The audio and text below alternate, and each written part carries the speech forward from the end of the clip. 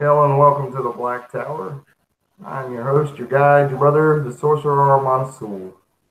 Uh, got a very special one for everybody tonight. With me tonight, I brought most of the admins, most of them, minus just one of Dark Sorcery from Facebook. Uh, I recently became admin as of today, and in doing so, I thought that I would introduce some of our admins to the audience. And after the video, I'll provide a link to Dark Sorcery if you're interested in what we talk about, what we discuss, and and into the left-hand path and all that it offers. So without further ado, I know each of you know Thorn, What's up? and we have Alfredo Martinez, What's up, everyone? our founder. That's right. How you been, man? I've been good. Just getting the ball rolling on making the group more well known, bringing more people, expanding the admin team, and seeing how everybody can help the community the best they can in their own individual way. Yeah, because we're all integral parts, man. We're like Right. five fingers on a giant motherfucking hand. Right. Yeah. Yeah. Oh yeah. And then I would like to also introduce the lovely, the beautiful Aikila. Aikila, how you doing? Hi, I'm great. I'm doing fabulous tonight. Well, it's good to have you here. How long you been an admin for Dark Sorcerer? Dark Not Sorcerer. very long, but my connections with Alfredo are deep. That's right. So, yeah, they're pretty extensive. Hmm. Good deal. Uh, Here we have a home of sorcerers, uh, of varying pathways. Um, so it's always interesting when I bring new people on. Uh, Thorn can't be said to be new anymore. He and I have broke the airwaves, My showing cherry our is busted. it most certainly is.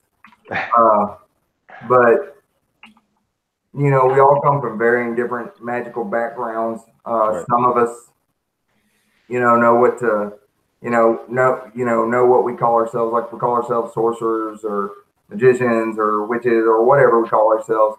But the truth of the matter is, it doesn't matter what we call ourselves. We're just magical motherfuckers. That's right. So that being said and done, let's got a really nice idea for a topic tonight. We're going to do a roundtable conversation on the magical self. Kayla, we're going to start with you because you're the one that started this with your introduction to me and talking to me. You know, when you were describing your own magical practices and so forth and so on. Uh, the magical self. What would you call the magical self? What is your interpretation of it, and how does it apply to your own personal life, mundane and magical? Are they both one and the same to you by now? They're both one and the same.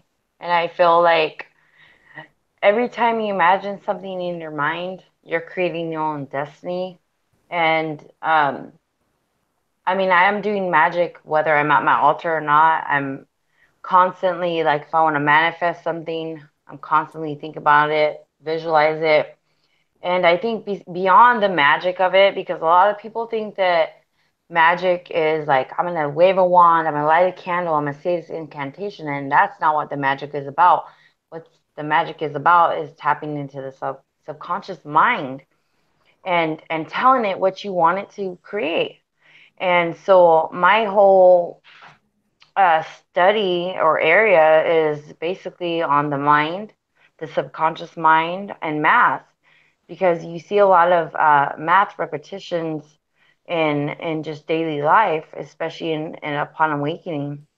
I mean, I'll be at work and I can predict the exact nature of how a phone call is going to come out, and just little things like I mean, I don't even have to do a spell, and I have what I want to happen. Like, for instance, like, let's say I want to create a spell, right? I get it ready, and in my mind, I'm thinking about it, right? Before I can even do the spell has already came to manifest. I'm like, okay. So a lot of it, I mean, to me, the basis of a spell is tapping into the subconscious mind the subconscious mind creates and makes your destiny. The subconscious mind can also destroy you if you try to run from it, because the subconscious mind also wants to do things that we try to run from. It's that shadow. And so when we tell the shadow we love it, that we're not running from it, then we can embrace it. But if we try to run from it, you will get fucked up. Yes, you And I've will. seen it over and over and over again because I struggle with drug addiction. I struggled in a lot of areas in my life, and I've seen it. There's that dark side of me that will take over. And so I embrace my dark side. I love it. And I take time to make time for it. I I don't know if love that the makes way sense. I don't know if that makes sense, but to me that it makes does. perfect sense, and I love the way you put that. I refer to the subconscious as being the garden of the gods, and here's why. And very deep inside our subconscious is a decaying graveyard, but beautiful things grow from it. And that all the gods and powers that we work with, and so forth and so on, they're a part of our subconscious, and they're tending to the trees of knowledge and wisdom that are within us, within the experiences that we have. And it's interesting that you make the very first person that I've done a video with that that is straight up come up with the fact that the subconscious is all, that's the root of it, because root before the fruit. you know Yeah. I'm just so I want to get to the bottom of it. I started with Wicca and I started studying and I did everything they said to do and I didn't feel it. I didn't feel shit. It was like as if I was worshiping Jesus Christ. I'm putting fruit and all kinds of shit on my altar and I didn't feel shit. And so I was like, there's something more to this. And I started tapping into something deeper within myself. And I realized that I am the almighty power. I'm the creator and I can create whatever I want. I don't have to pray to something else. Like I am creating every destiny and I have to be conscious and self-conscious of my thoughts because every once in a while I get in a funk, and I start thinking negatively and I have to catch myself because because I am so powerful that if I start thinking fucked up shit, I will literally create that for myself. And so I have to be very, very careful because I see stuff manifesting before my eyes is so quick when my 30 to 90-day spell is happening instantly before I've even created the spell.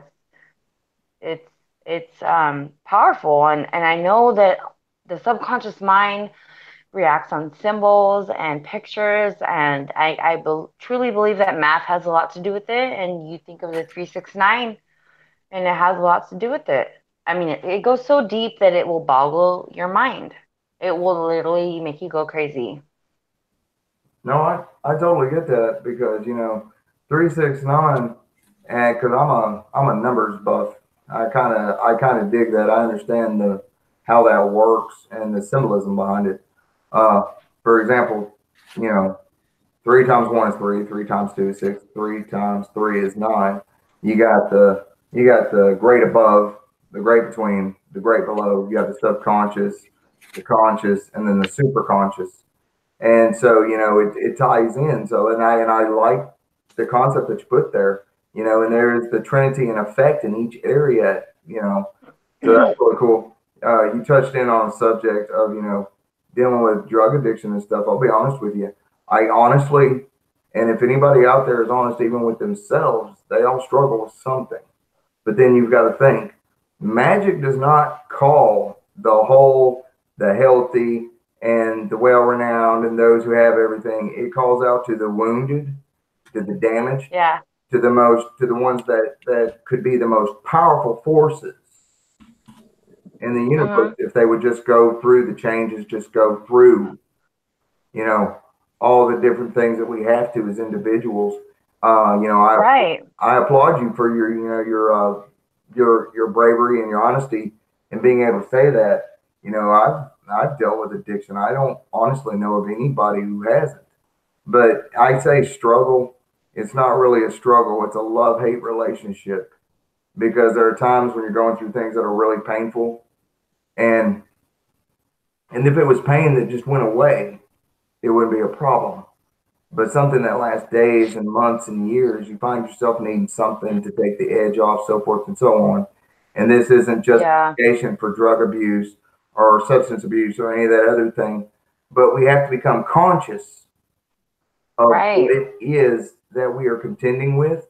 And when we're honest with ourselves concerning, addiction of anything of that nature, we gain a little bit of control over it. And a little bit of control over it is us dominating it, not becoming dominated and controlled by it. Right, which creates our personal power, which we are the creator. We don't have to pray to some air god, some cloud god. We are the creator of our own destiny. And so it's like when I first came to magic, reading upon Wicca, the book, this and that, and it's like you gotta do this, you gotta have that, you gotta have this and that. And what I came to find out was it's so fucking simple. Like if I would have known it was that simple in the beginning, I wouldn't have made it that hard, but it is really so simple. And I'm a simple kind of witch because I have the simple tools. I have a basic few crystals, I have a basic few candles. I am the source of the power. And so I don't drink very often. I happen to be drinking tonight. My kids are gone. Uh, but I try to gain self-control because I realize that if I feed into that darkness fully, I'm not in control. But I personally I'm not all that love and light bullshit because we're not love and light. We're not that type of humans. We're We just have not to that. give offerings and devotion to our demons just as well as we do to Right. the more elevated, ascended aspects of self, as such as Right. And I use blood for that. I use blood magic for everything. And there's controversy behind that because some people say, well, you tie yourself to every ritual, but you have no idea that's a life force. I tie every spell that I do with my blood, every spell.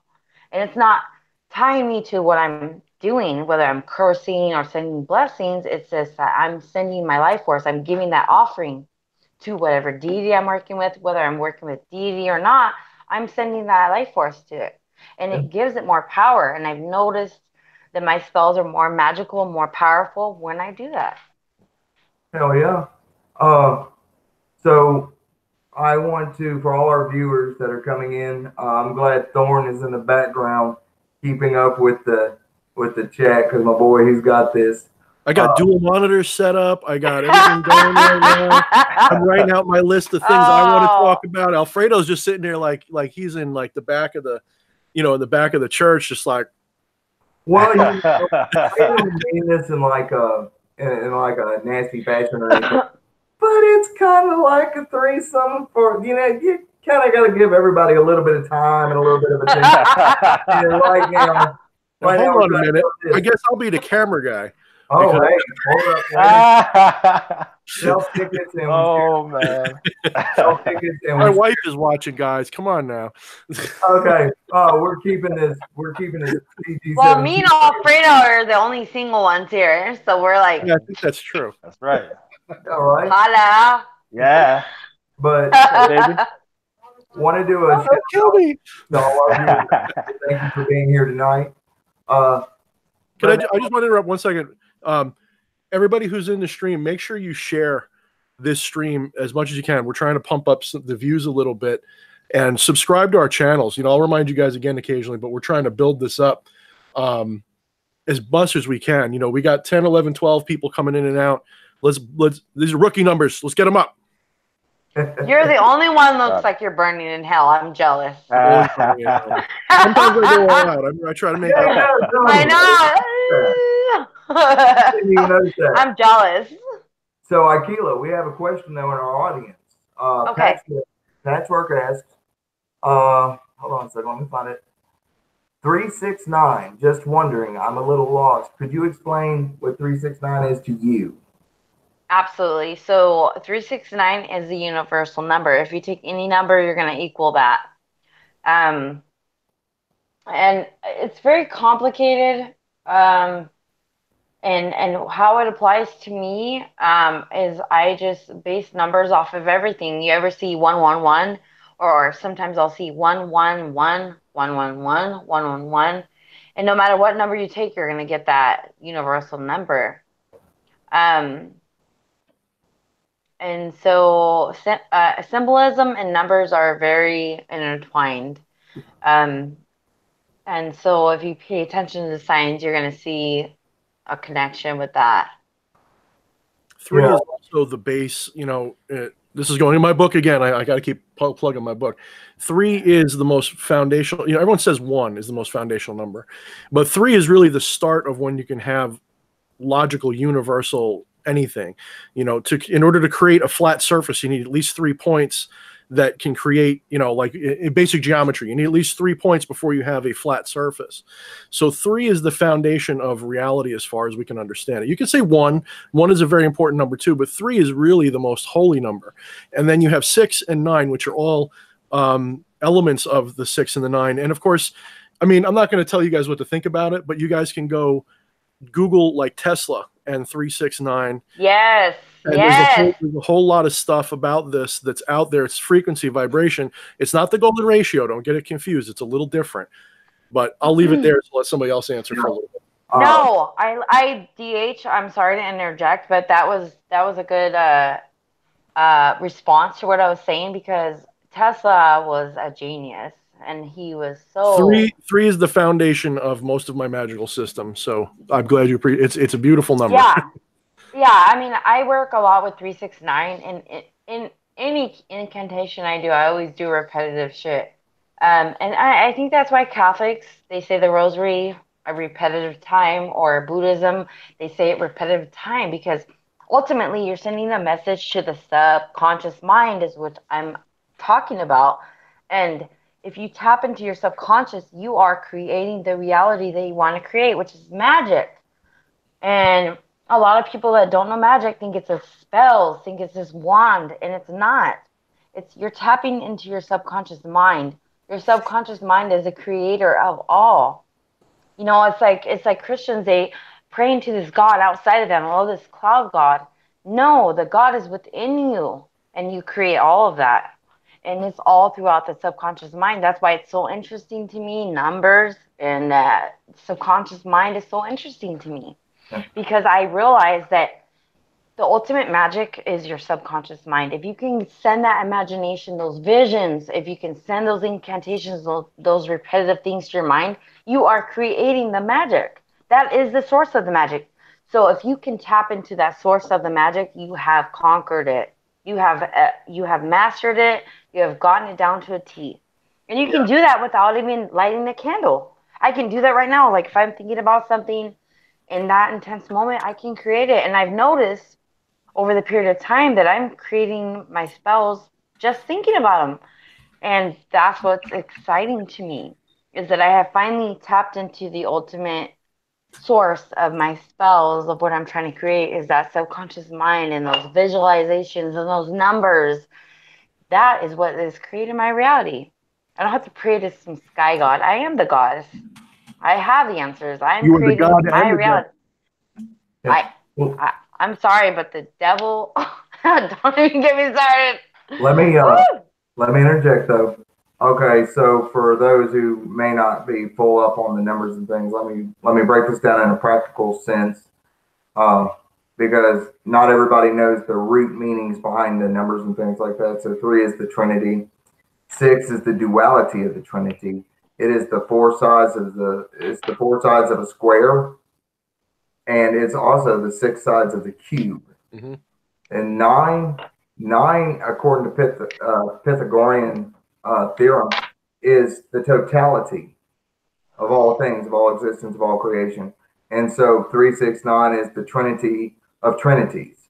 And it's also equating to the subconscious, conscious, superconscious, and the different layers, the great below, the great between, the great above. And so in magical practice, when you're using these numbers and you're wanting to understand this, it's enough that on the back of a sigil or seal, or even the burning candle, you can take the numbers 369 and engrave or carve them on it. And as long as you, in your mind, understand what they actually represent, what they actually mean, you're actually giving them that power. Also, and this is just to interject a small little piece, according to Pythagorean theorem, zero was the greatest number because all is naught, the naught is all, and so forth and so on. Now, that's just a basic understanding of it. Now, I'm going to ask the same question of Alfredo. Alfredo, what is the magical self to you? How do you employ it? Um, Magical self. First of all, I believe that we are all gods and have power already in us. Really, um, contacting a deity is not necessary all the time. And what I like to do is I like to get into a meditative state and imagine my aura expanding and contracting. And after I do that for, let's say, 5 minutes, maybe even 10 minutes, I feel a lot lighter, and I feel like I can channel into my emotions, build them up, and then just throw them out. And so that's one reason. That's one way that I like to use my own power, personal power. But yeah, it's not really a big explanation to me. Just the fact that we are energy and we emit energy and we can send it out. That's Yeah. about all I have to say about that. Is there any kind of a particular formula that you employ in your own magic and your own practice, though, that utilizes that God self? Um, what I like to do is, like I said, just channel my energy. I like to make sure I'm grounded. Whether it's walking barefoot outside or any kind of incenses or anything like that. But as far as um, any kind of God, using my God self or whatever, I'd say that's about it. Like I said, we all have our own different practices. What Kayla does, maybe different from what I do, but that's how I do things. Yeah. Well, I've noticed that in the Dark Sorcery, I remember a little bit better than a year ago. You were running it as your show, kind of like how I run my own Facebook group. Uh, and I noticed that you took it upon yourself to actually start becoming more of an active person, getting it moving, keeping it flowing, so forth and so on. And Right. that's the God self in action. A lot of Yeah. people tend to think that, mundane things like running Facebook groups or YouTube channels, or maybe even their own circle of friends in real life. Maybe they get together once a week and play cards, play games, or something. You know, Right. maybe they go out to a club. Maybe they have a barbecue or cookout or anything of that nature. And I don't understand that no matter what, we are always in our divinity and we are always implementing ourselves into everything that it is that we do. Uh, I really like Dark Sorcery. I've been a member for I don't know how long. I watch it. I've had the pleasure of interviewing a few people out of there, like G'day, who is most definitely one of the coolest motherfuckers I have ever had the pleasure or the honor to be able to just sit and talk with. And there are other people in there I've noticed that when you post something, it's always interesting to read what they have to say, to read from the point of views that they're coming from, you know. And like all things, every like you have a big fruits or vegetables or something, you're always going to get the one or two bad in there that could Yeah. almost ruin and destroy the whole fucking thing. So everything that you've built and tried to work on, if you Right. don't keep constant maintenance and watch over, it can actually, you know, affect your own magical working. So I look at Dark Sorcery as your magnum opus of sorts of you trying to create a magical universe upon this plane and maybe Well, the digital world. yeah. Well, basically, the reason I created Dark Sorcery is because like I said, I come from a Christian background, and at the age of 19, I started practicing the occult. Um, as I got into the left-hand path, um, I really wasn't too big on social media. When I jumped out on social media and I started joining these, different kind of witch groups, Blessed Be, all that stuff, love and light. Um, I had certain viewpoints of what I thought my interpretation of magic was, and my philosophy as far as doing things. And I would put my information out there, and they would kind of say, "Well, you can't say that, or that's not allowed, or you can't do this and that." And I said, "You know what? I'm going to show these people that we can have different viewpoints than what the masses are. And anything that's considered taboo about the left hand path or to any other spiritual group, I want to create a place where people can feel comfortable and not be judged and talk. They can talk about blood sacrifice. They can talk about curses. They can talk about all that is necessary. Everything has a time and a place. And so what I did was I created it. Um, I advertised the hell out of it any way I could for 2 years. And then I said to myself, well, I need some help. That's when I got a hold of DH, JB, Akila, and you. And here we are. So, yeah, pretty much that's it. Yeah. The one of the biggest, go ahead. No, I was going to say that, based on what you were saying before, yeah, everything, all of my teachings, I channeled through that so that I could be heard. And then people said, okay, well, yeah, well, if he's comfortable talking about this, well, then I'm comfortable talking about that. So yeah, I can definitely see what you're saying. Yeah, I think when I joined, like the thing that drew me to it was, first, like when I first joined, it was I hadn't been doing this for very long on social media at all, and Alfredo was I guess the first person. Like I had been talking to Waylon for a little bit, but Alfredo was the first person. Like I posted something. It was a little grimoire booklet about, I don't remember if it was the Familiar or for Summoning Malthus. I forget which one it was. It was Malthus, and you messaged me like that was my first post, and you're like, "Yo, dude, I'd like to get to know you." And I'm like, "All right, cool." And we hit it off like right away, And what struck me was, as dark as everything is made out to be, you have a genuine soul. You're trying to help the community, literally, and you're helping yourself. I mean, let's be honest. But that's what makes it okay. Is you're upfront about what your intentions are. You don't like to censor anything, but at the same time, you have a good head for what is noble. I talk about that a lot. Is the nobility of things. You have a pretty good head about what's noble. You know when something is just not right for the group and for your image and for your working, because you trust us to make that judgment too. And I think we've done a really good job in the last, I guess, what is it, 6 months? Yeah, about that. Very good job you guys have been doing. Yeah, I mean, between JB and me and you, and then now Akila and now Waylon, yep. I mean, yeah. I think we're going to just, I think you're going to see an explosion of everything just get better and better. I really do.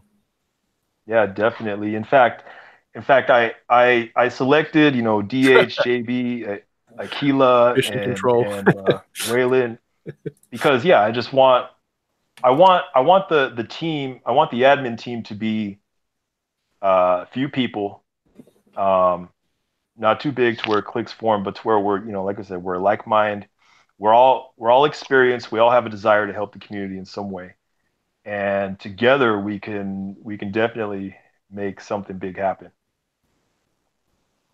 Yeah, one of the things that I have quite an elaborate practice myself, and at the time trying to keep up with the Black Tower on Facebook and trying to keep it, still moving because it's small, but I have my reasons for that. But trying to keep it going and everything else, and plus all the things in my own personal life that were coming up, like surgery and having to do this and having to do that, When I was first approached about being an admin, I was like, hell yeah, I'd like to do that, but right now I'm a little bit busy, and I didn't want to take a hiatus for a month, 2 months, however fucking long, I'm recovering a lot quicker than I thought I would, which, that's fucking awesome as it is. And then, coming back and being like, if that admin position's still open, I'd like to have it. And probably not for the same reasons anybody else would want to be an admin, but because I actually have a lot of respect and a love for what you created and what you've made there. And I do want to see it succeed. And really,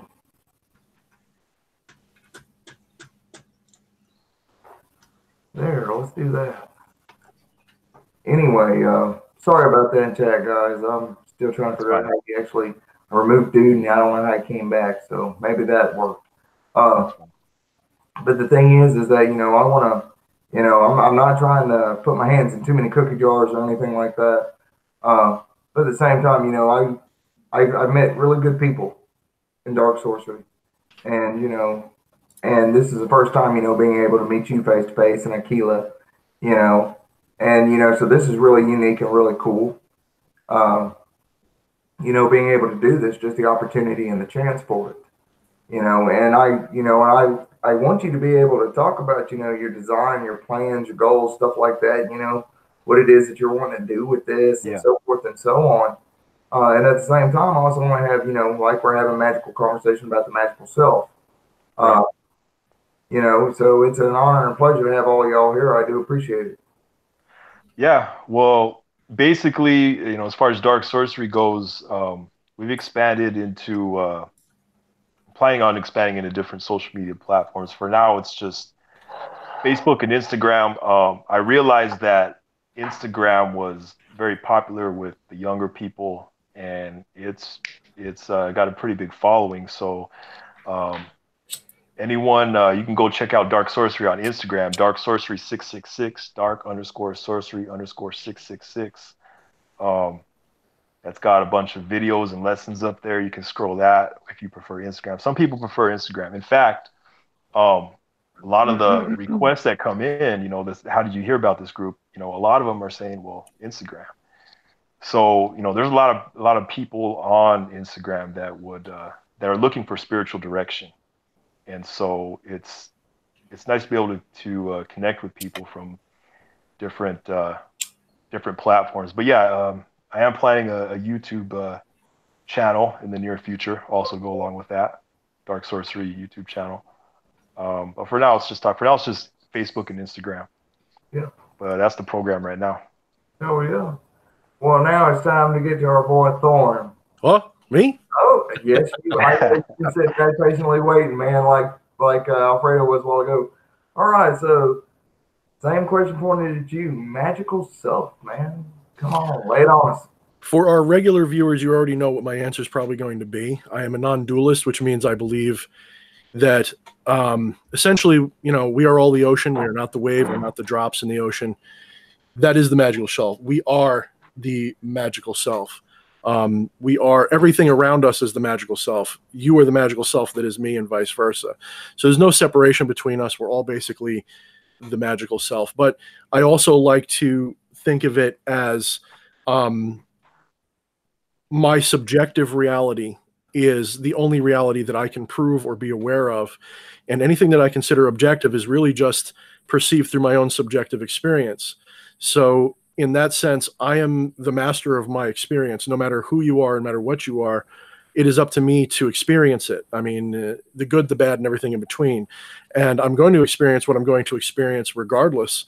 So I have to try to engender that experience to be something that isn't, I don't want to say positive, because I think people get hung up on this new age idea, this idea of everything has to be light and positive and beautiful, rather fulfilling, meaningful, authentic, and honest to myself. So whenever I do anything in magic, anything that has to do with the magical self, I'm reminded of the Lesser Banishing Ritual of the Pentagram, where you are essentially taking on the God form and, basically taking ownership of your creation. And anything that you do magically, you have to take ownership of as a part of yourself, as your own creation.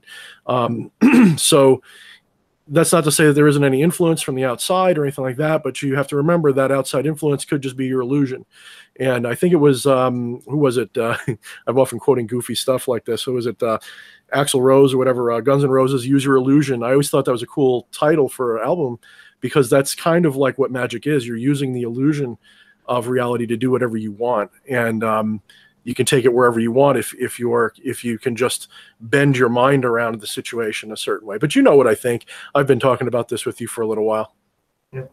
I would like to say one thing. One thing you don't want to do, and Akila mentioned it a bunch of times, is you don't want these things to become a religion. You never want these things to become a religion. You want to, like, especially if you're a demonologist or anything like that, one of the things that I find, and I'm not criticizing anyone who does, but, you have, theistic Satanism, you have all these different things, and it can become a religious dogmatic practice.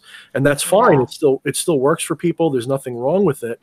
But my own personal perspective is to avoid anything religious or anything that is dogmatic in the sense that you're putting control in the hands of someone else.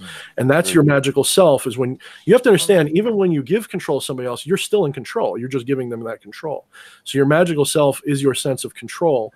And so when you allow yourself to conform to a religious or spiritual order, whether it be, a Satanist order or a Christian order, what are you really doing? You're literally conforming to an order, and that's, in my opinion, an unhealthy attitude for any powerful sorcerer to take. I know a lot of people, when they're beginning, they would like to place themselves under a patron spirit, and there's nothing wrong with that. But you have to recognize that you're in control of that relationship, not the spirit. And right-hand path doesn't, left-hand path does, usually.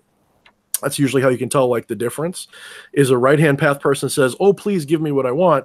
A left-hand path person says, give me what I want. And it's not even because I want, give me what I need, give me what I have to have. And I'm in control of this interaction. It's a different perspective. And, it is what it is. And we try to practice it reasonably. What I've noticed is in that kind of thinking, you have a lot more authentic people who are, I'm not saying there's no jerks or bad people in it. There obviously are, but you tend to have, I think, contrary to what the right-hand path would believe, you have very honorable and noble and kind-hearted people who are literally just trying to have an experience that isn't one of slavery, spiritual slavery. And that's the key, is knowing your magical self. Your magical self is all there is. And I'm a little tongue-tied because I'm trying to follow comments too, but it's, that's my grounding belief. I'm a non-dualist, and so to me, everything is one. Everything is one. Aquila is me, Waylon is me, Alfredo is me. We're all the same entity experiencing each other from a different perspective. We're all I. You are I like I am I. We're just opposite ends of I, and we may not be aware of that, but you're not always aware of everything that's going on in your own body. You don't know what's going on in your heart. You don't know what's going on in your stomach. You don't necessarily know what's going on with the end of your hair, but it's still considered you, And in the same sense, I'm not aware of everything that's going on in Alfredo's mind. I'm not aware of everything that's going on in Aquila's mind or our viewers' minds. I don't know, but I'm experiencing it nonetheless because we're all having this shared experience. So keep that in mind. That's probably where I'd leave it off, and I'll probably jump in if I get more things. But well, it's like, for example, we have people in chat stuff, like Mr. Mission Control, who has now switched to another account, Shadow War Imperative.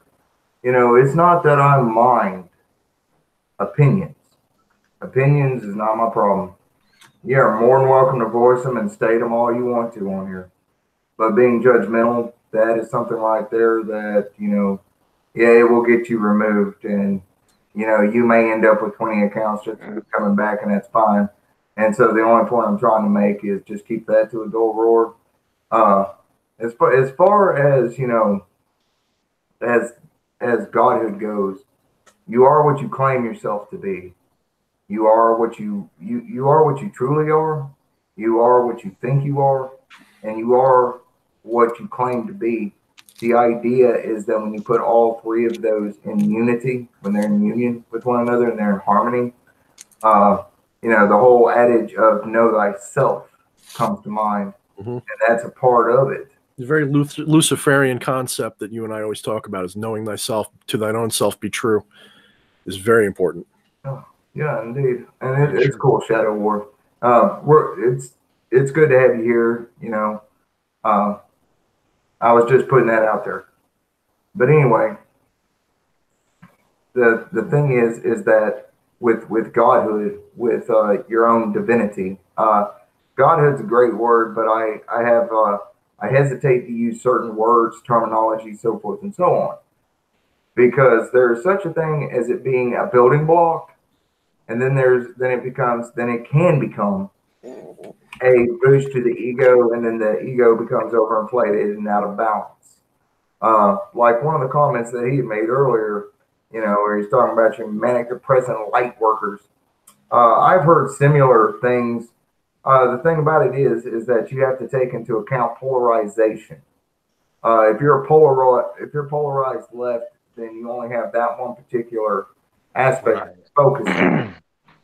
If you're right hand, same thing. Your middle path, same way it goes. But the thing is that each and every single one of us have to discover the balance for ourselves.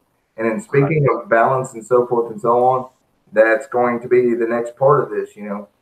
How is it that you balance your divinity without it overinflating the ego, yet at the same time being enough of a boost to your ego that it's actually healthy? And we're gonna keep going in the same order we've been going. Akila, what are your thoughts? On specifically, What I just say is can you? okay. Let me try to reword that. Okay, so your own divinity, your own goddess, being the goddess that you are.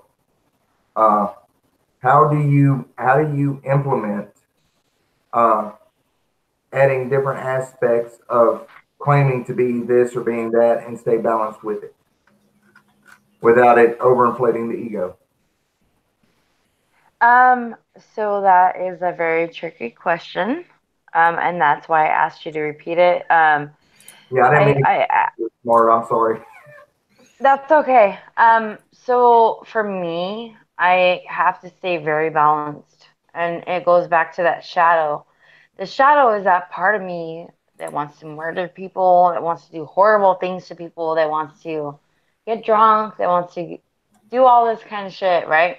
But if I try to stay within that love and light stuff, like I love you, I'm gonna stay away from alcohol, I'm gonna be perfect. That part of me that war will come on to me, and I will not win that battle. And so I've learned to embrace it. And so it's kind of like for me, my own personal power is like, I'll give you an example. I try not to drink too much because I realize that it lets all my guards down and I become a different person. Um, for this weekend, I'm drinking. Um, but um, if I try to stay in control of myself 24/7, I'm not going to win the battle. The battle is with me and my dark side, and my dark side will always win. And the dark side of me loves sex, loves alcohol, loves drugs, loves fucking people up. And I love that side of me, and I have to embrace it because that's who I am. And we all have that. But what our average day religion teaches us is that sin is horrible, and if you do that, you're going straight to hell. And so I make it a point, I don't want to teach my children that. That's horrible, right? Because that part of us is inside of us. Like that part of us is never gonna leave. Okay, we're gonna like to drink, we're gonna like sex, we're gonna like this, we're gonna like to fuck people up, because that's a part of who we are. That's that yin and yang. And if we deny that part of us will win. It's a war. It's a spiritual war. And so what I've come to my own understanding of it is that sometimes I have to do writing and talk about my deepest, darkest secrets, about how I'd like to murder my father, which is a horrible thought. And that's not something I would tell anybody, but that's a thought that crosses my mind. Or what if I fell down these stairs? Or I would like to twist this fucking person's head off. And those are thoughts that come through my mind. Now, whether I act on them are two different things. Obviously, I wouldn't act on them, but they are a part of me. And the more you try to run against those thoughts, the harder it gets, and you will lose. I'm And when you stronger. lose, if you're someone like me who struggles with addiction, you will fall. You will do those drugs. You will fall up in those addictions. So it's like I love you, and I will embrace you every once in a while, but you're not going to control me. And so there's that. I really truly believe in yin and yang. So I believe that I will bless you, but I will also fuck your shit up. And so I'm not into that love and light shit. I'm just about cursing. So I might heal somebody, but I might also fuck somebody's shit up. And I have my own personal beliefs on that. I feel like if you're going to curse somebody, you better have a solid reason. You better have exhausted every conscious reason to do it. That's my own personal reason. Everybody has their own reason upon it. And I just, I don't tell a lot of people what I believe because it's outside of the books. Um, so when I say I'm kind of like in the closet, I mean it. I really am. There's a lot I still hide. Alfredo knows some of it, but it's hard for me to tell because you can't find it in a book. I can't make common sense of it. I don't know if that makes sense, but I can't look it up online. I can't read it in a book, so I can't make common sense of it. You know what I mean? No, it makes perfect sense because, deep inside us, we're all things that we couldn't imagine that abides within us, to different degrees and different people. And a lot of it, what makes that aspect of ourself so strong and so overpowering sometimes is the fact that, the life that we've lived, the experiences that we've been through, the shit that people's done to us. I get on here and when I say peace, blessings, and power, what's the first word? Peace. Peace implies war. Okay? So I'm not saying, oh, light and butterflies, bitches. No. If you have to fight for it, fucking peace. Blessings. What's the opposite? He's like, peace. Oh, shit. They done brought a peace. Be a junior over there, man. Yeah, man. But, next was my idol. Go ahead. But and you go and you think of, like blessings. Once again, that seems to fall into that category of, love and light and all this, that, and the other. Blessings. Do you even understand what blessings are? First off, if you are at peace with yourself and who and what the fuck you are, guess what? Nothing but blessings follow that. And then power, fuck, man, that says it for its fucking self because everybody wants to think that if you have control over a nation or over a society or over a group that you have power. If you oh my God, you're kicking me up. If you don't have control over yourself, you have no power. That's true. Right. That's very true. Right. And it goes back to that light side of us that wants to heal, wants to help other people, wants to be compassionate. And it goes back to that side of us that wants to murder people. Because there's not, I'm love and light and I'm going to help people side of me. There's that, I will help other people. You get my fucking way and I'll murder you type of me. And that side is within everybody. It's not just me. And so what I've learned is that I can heal people, but I can also fuck people's shit up because there's a lot of what I consider evil that will do false shit against you and do harm against you. And back in the day, and I'm talking back in the day, like tribal shit, if something happened to their village, what they had to do was curse them. They had to use their power, magical powers to get against them because that's all they fucking had. They didn't have what we have today. And so it goes back to that if we're going to protect ourselves, we can do it on a conscious level. Like, okay, this is happening. I'm going to do this, that, and the other. If that doesn't work and somebody's still attacking me, I have to protect myself. I'll give you, for instance, so I'll just tell you. Alfredo knows, like, I have 2 kids, and my dad is Christian, but he's not the Christian that you know. He's basically Satan in Christian shoes.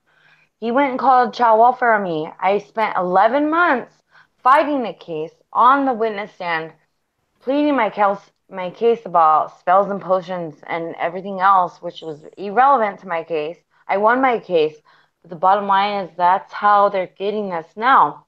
They can't burn me at the stake, so let's get their children. Let's say they were doing spells and potions. Let's say all this shit. It wasn't true. I spent 11 months of my life, like, trying to hold it together. I did, and I have my kids back, and I won my case. But today in our society, they can't burn me, so they will do the new. I call it the new witch age trials because that's what it is. And we fight adversity, and when I say adversity, I mean the opposite of us, which they're claiming to be love and light, but they talk shit. They're up in there preaching this and that, and they're not about that.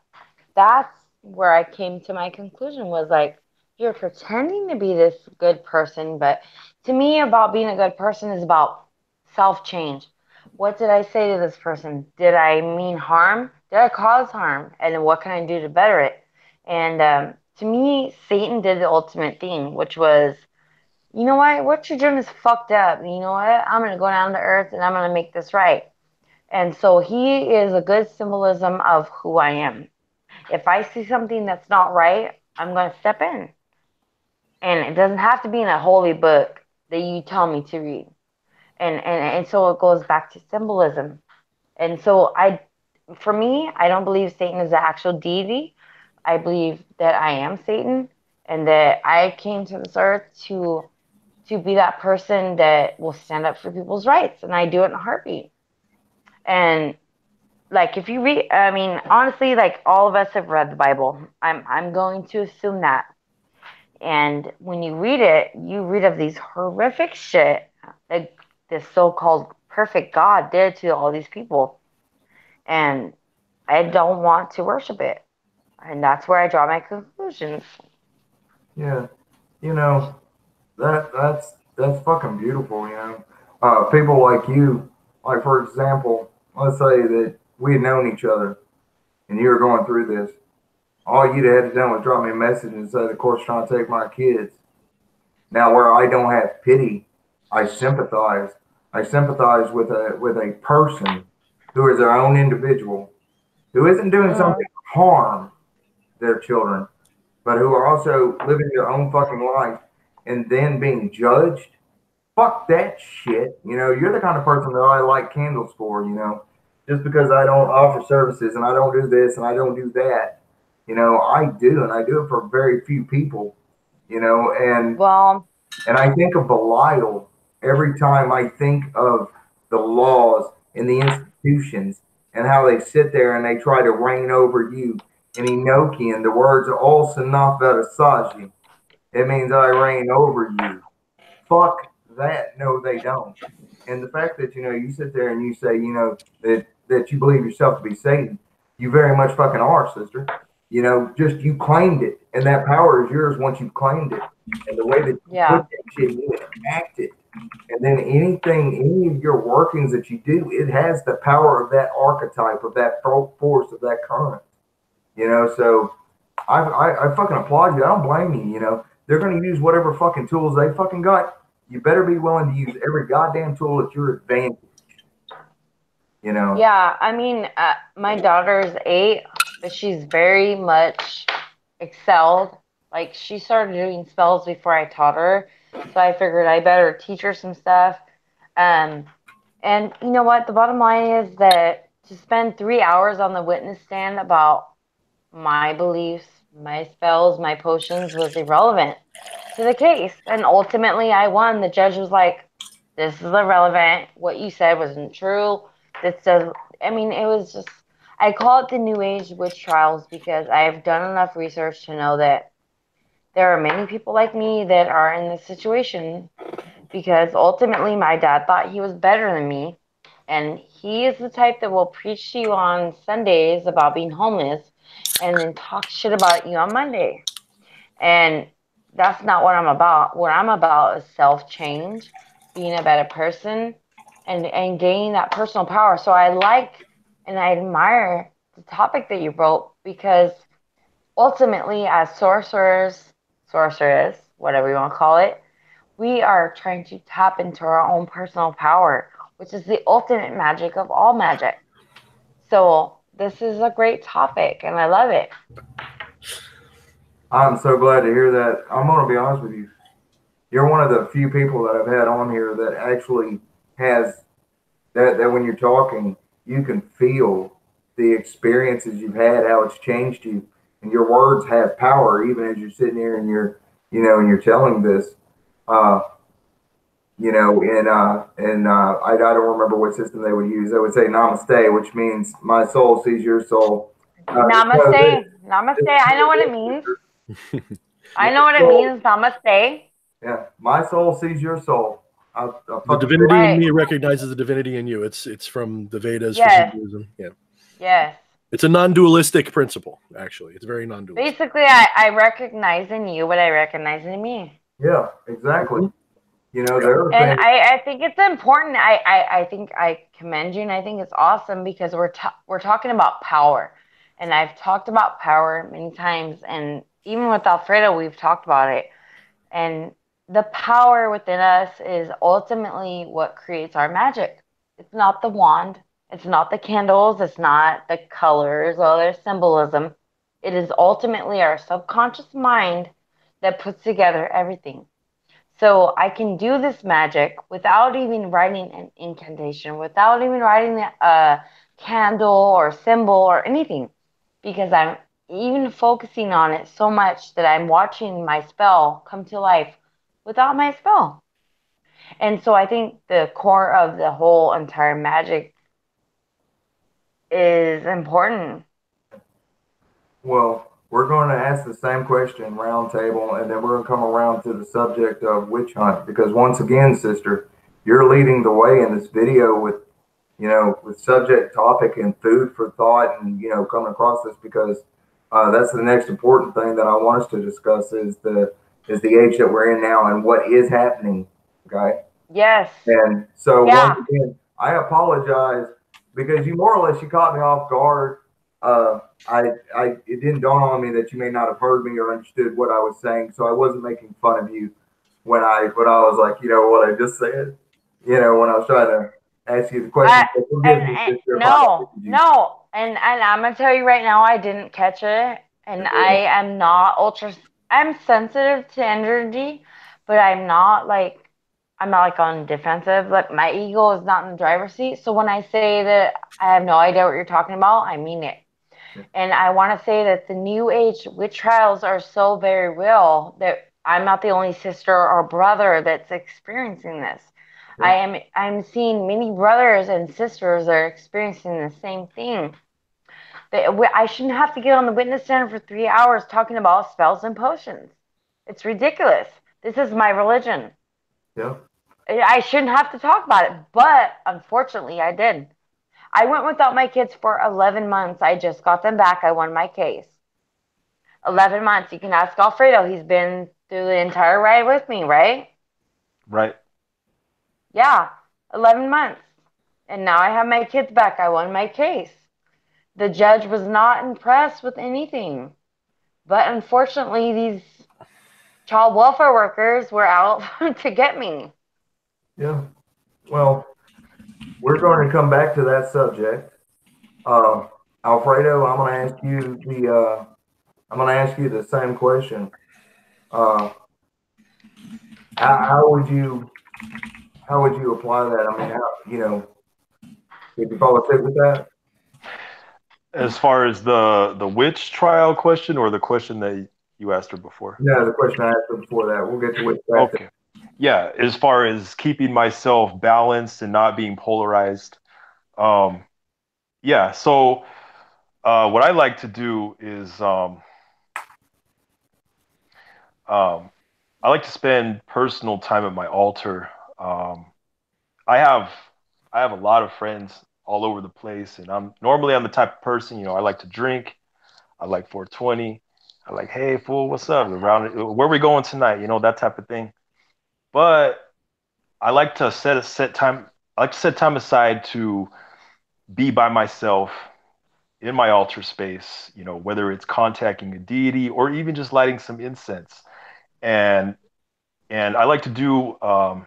If I ever feel unbalanced, what I like to do is the breathing exercise where you inhale 1, 2, 3, 4, hold it 1, 2, 3, 4, breathe out 1, 2, 3, 4. That'll help calm me down, get focused. But yeah, like I said, I also like to spend time at my altar. There's a certain type of energy that it gives off that is very calming to me, helps me get balanced, and then I can make decisions with a clear head. And also, what also helps me is spending time with my sister's kids. I don't have any kids of my own, but you know there was a during my 20s, I struggled with addiction. I was off the hook on meth, and I didn't care if I lived or died. Honestly, um, my sister, when she had her kids, that changed me. And I realized that, I can't be living like this. And I didn't care. I was going to be dead soon. And I said, I got to be there for him. So sometimes, even when I'm all worked up and I want to throw a curse at somebody or whatever, sometimes I'll spend time with them, and that'll help get me balanced. Um, but yeah, mostly my altar space, spending time with deities, even just own energy work, that'll get me balanced. And I spend a great deal of my time doing that. Um, but yeah, that's to answer your question. That's how I balance myself without being polarized. Yeah. Well, let's talk about addiction for just 1 minute. Yeah.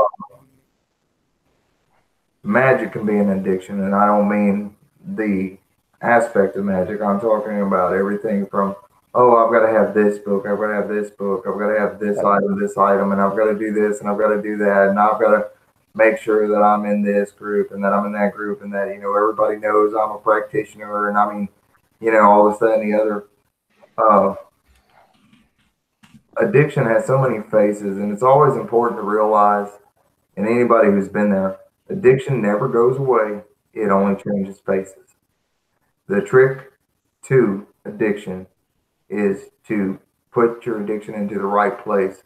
And so, for example, if you're fighting an addiction with this or an addiction with that, and you've done exorcisms on yourself, purifications on yourself, and everything else, and you've gone through 12-step programs or however many step programs, and you've done this, that, and the other, the best suggestion I can give you is learn how to make something like a daily routine a magical addiction.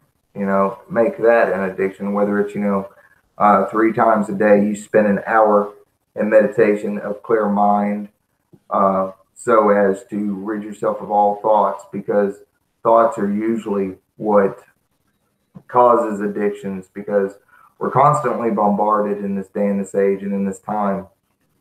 And our mind, our conscious does not have time to sort through all of it and put it together. And next thing you know, we find ourselves wanting to drink or something like that. And then next thing you know, it's turned into a case, or a fifth or something like that. We always have to find that point where it feels good. And then we have to learn how to shut it off. And that's easier said than done, Yeah. And there's nothing wrong with it, taking a day and being like, no, I'm getting completely total fucking smashed. Just, once again, though, implement your will and your control into it and be like, I may have done that. Now, it's time to just, dry up for a week or however fucking long, or, put your mind to something else. Because a lot of the things, like I was talking about with the bombardment of thoughts and energies and all this, that, and the other, a lot of the times when we empty ourselves and we maintain a solid, strong shield around us, that in that hour that we've spent emptying our minds, we're not allowing anything in. We're allowing ourselves just to be without. It's a void working of sorts. It's where nothing exists. It will allow you to be able to put all the pieces together that you need to, and to be able to gain control over that which seems, out of control. With that being said, Thorn, I know good and well you've been keeping up with us, brother. Who are we? What are we talking about? Oh, yeah, right. Just refresh me the question text, because I've been reading this chat too, but I've been listening. It sounds like we're talking about virtue and addiction and all this kind of cool stuff, and we're going to move on to witch hunts in a minute. But what was the phrasing of the question, so I can phrase my answer so it's kind of like Jeopardy? Well, you can believe it. Go ahead. What is a witch hunt? Right? What is a witch hunt? No, not the witch hunt. We ain't got to that yet, because you're gonna leave that one.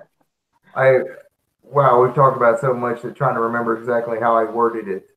Uh, so in the first subject, we were talking about the divinity and the God self. And then the second question was, how do you empower the divinity within yourself without it causing your ego to become imbalanced? How do you boost yourself without it imbalancing the ego? In the non-dualistic path, the ego is an illusion, so there's really no problem. The problem is that we enter into conflict with our true self, our truest self, which is also a misnomer. It's just English. I have to use these words because it's the only way to make sense out of things. When you haven't had this experience of non-duality, this perspective shift, it's really hard to understand. So I have to use words that are not non-dualistic to try to explain it. When you have this higher order self, when you realize that you are your higher self, you recognize your ego is just a mask. It's a game. It's a toy for you. And the trick is to never confuse your ego's desires for your truest intent and desires. Your truest intentions and desires are not going to be always pleasure. Your truest intentions and desires are going to be suffering and pain, and they only become suffering when you try to resist the experience. So, for example, in Buddhism, these Buddhist people can sit there and light themselves on fire with gasoline, and they're still experiencing bliss because in truth, they recognize that this experience is transient. They're not supposed to be attached to it, and their ego is an illusion. So this pain they're experiencing, if they go with this experience, there's no suffering. It's only when you deny the experience that you begin to experience suffering. So we have someone in the chat right now, Sophia. She's talking about a situation she's going through, and I want to tell her, first of all, my heart goes out to her. I've known CPS is a prick. They're a fucking asshole. IKEA can side with you on that. We know exactly how that is, and I can totally relate to this. But I would also say that these horrible experiences we have, everything. I've gone through hellish things growing up. In a way, CPS should have come along and took me away. These horrible things that happen to us as we're children and as adults and even as parents, these are all necessary things for us to experience, as bad as they are. And I'm not saying that in a cavalier way. This is a thing that you need to go through for some reason. You can even see it as Belial acting in your life. Belial tends to unravel and cause upheaval in your life to make you stronger and better. This could have all been necessary for you to turn to a left-hand path, to get stronger, to get a better experience. And what you need to do is you need to detach your ego from the situation. Now, the problem is people, all these different religions are always teaching us to get rid of our ego, to bury our ego or something. The correct left-hand path is to embrace your ego as an illusion, as part of the true self. So in other words, one of my favorite sayings is, we experience suffering because we think we're not supposed to. And when you can deal with that, you can experience suffering and you can walk through, you can transcend it. Now, I suffer. I have bad experiences all the time. There's times where I lose control. There's times where I have moments of doubt, moments of fear. And one of the things that I often tell people is, if you ever go to like the highest mountain in Tibet and encounter the most enlightened monk that's sitting at the top of that precipice on the cliff and they're meditating, they curse when they stub their toe just like I do. The difference is between people like me or the monks or these other people is that I don't blame the universe for this. I recognize that this is myself in action, teaching myself to have non-attachment and to let go. In magic, this is exquisitely powerful. If you can do this in magic, you can go all the way with it because you no longer become attached to the results of your magic. You're no longer having a problem with your empowerment. And one of the things that happens in a non-dualistic experience is there's different phases of it. And initially, you can actually go through a period where you do believe you're God, because you can have a moment of awareness. It kind of happened to me while I was watering flowers at work, and I recognized that I was watering myself. And I was like, oh, okay. And you can kind of accidentally get into this God mind for a second and go, I'm God, I can do anything. And then you realize, well, there has to be rules. There has to be limitations. Without them, there's no experience. In other words, this game will end if you it's kind of like a lucid dream. A lot of the times when we begin to have a lucid dream, that's also when we wake up, because we go, oh, I'm dreaming, and you just kind of wake up. The same kind of thing happens in magic and in mysticism. When you have this experience, this nirvana experience, this ascension experience, there's a very strong tendency for people to abandon the game. You can think of it that way. The game ends for them. But a lot of us who have an experience that's like that, whether we go all the way with it or not, what you would call a bodhisattva or something like that. They remain in this world because they return to the illusion willingly. They say, I enjoy this game, even the pain. The pain is fun. This whole thing is fun. It's kind of like playing a video game. It's no fun if you don't lose once in a while.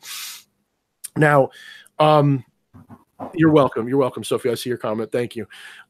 Now, we're talking about virtue and stuff. We're talking about, like, you know, drinking and all these other things.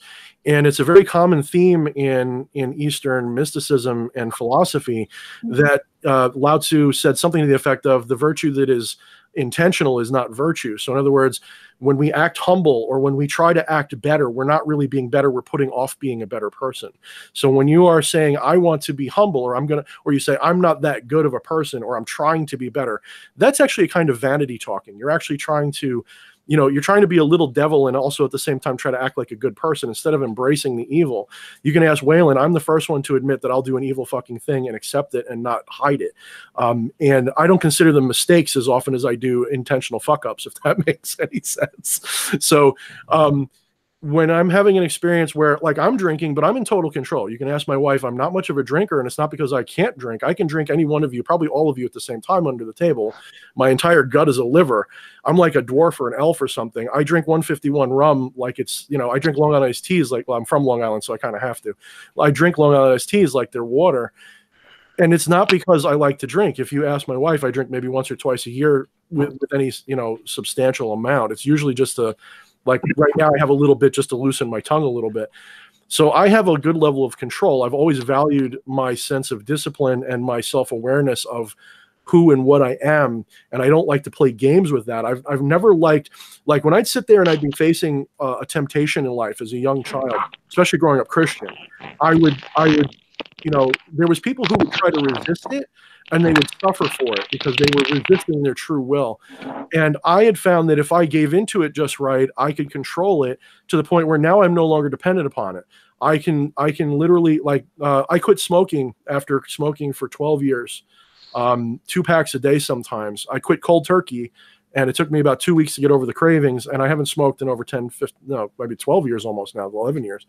And it was easy for me, but that's just because I wouldn't say easy. And when I say easy, I don't mean I didn't suffer. I was absolutely a manic lunatic for a little while, but I didn't suffer it. I just went through it, and now I don't really crave it anymore. Now I am more interested in transcendental experiences now. Now what I do is magic and meditation and things like that.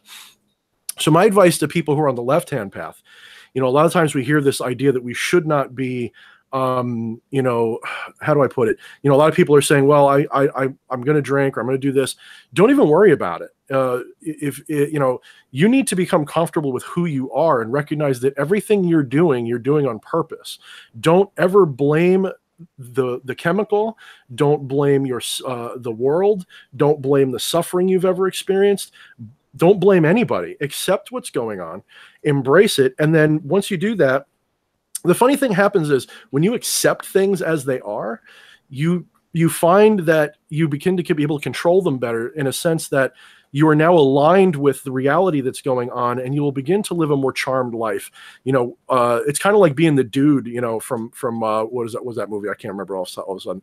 But you got to just chill and just let the world happen around you, embrace it, and then use magic to supplement things. You know, Akila brought something up earlier. I don't remember if it was during the live stream or before the live stream, but she had mentioned something to the effect of she'll do magic and she'll get her result before she even finishes the spell sometimes.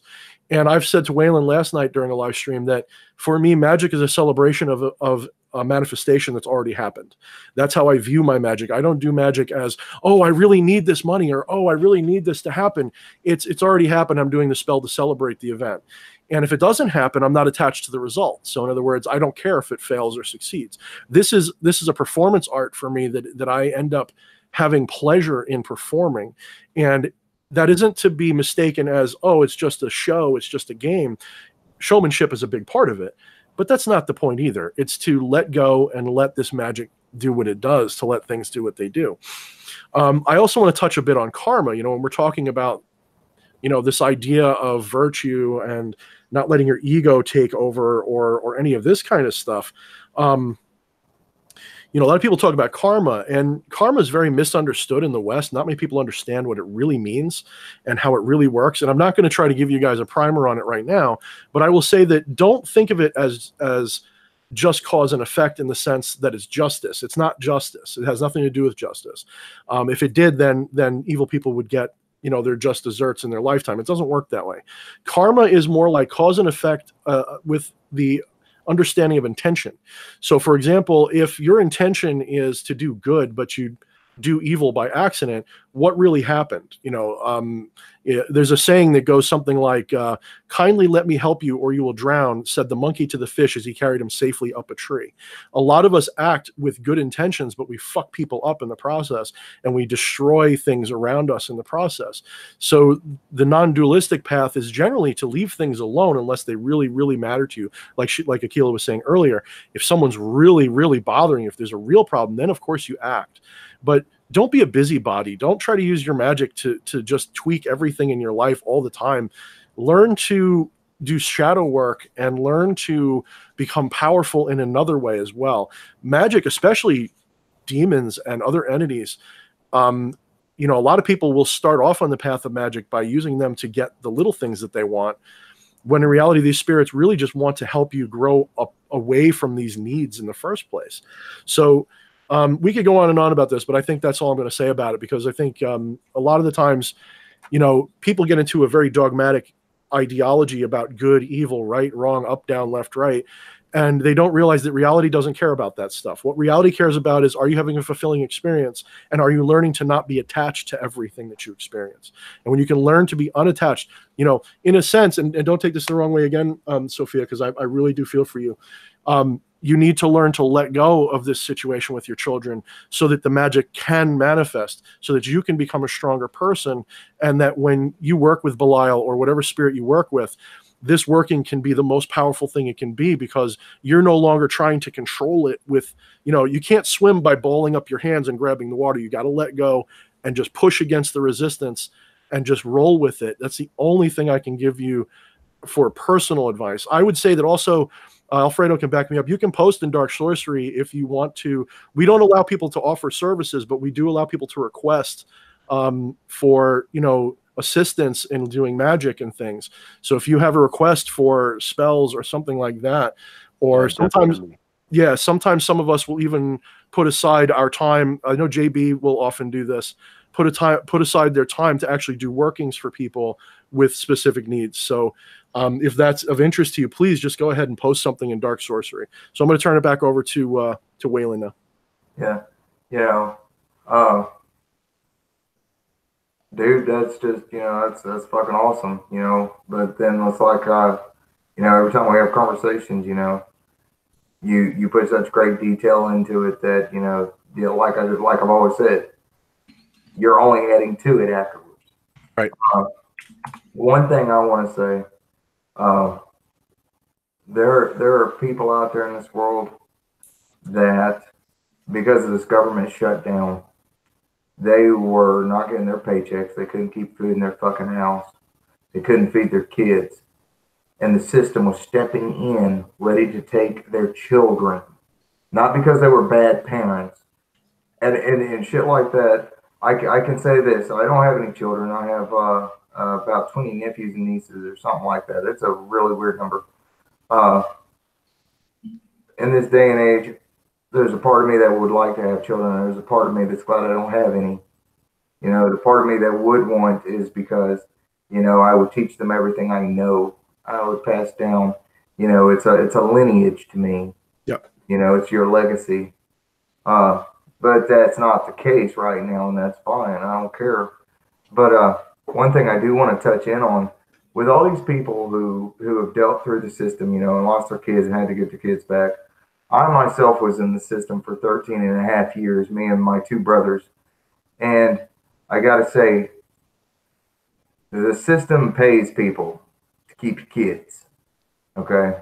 Now, these same people that are keeping your kids for pay decide whether or not to spend that money to take care of that child. And 9 times out of 10, they don't.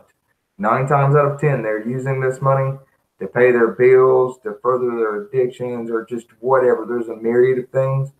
I've seen Christmases where, you know, we ain't got clothes that's supposed to fit us, and whether or not they would fit their kids. They would take our shit that was ours and give it to their children. The system is about as fucked up as a kickball bat, and you don't get no more fucked up than that. Yeah. The thing is that the system is broken. It's fucked up, but we don't have enough good people entering into the system. I was lucky, and the last foster home I was in was the best foster home I've ever been in my life. I was there for 3.5 years. I was getting on my feet. I was getting a high school diploma. I was going through all this stuff. And speaking of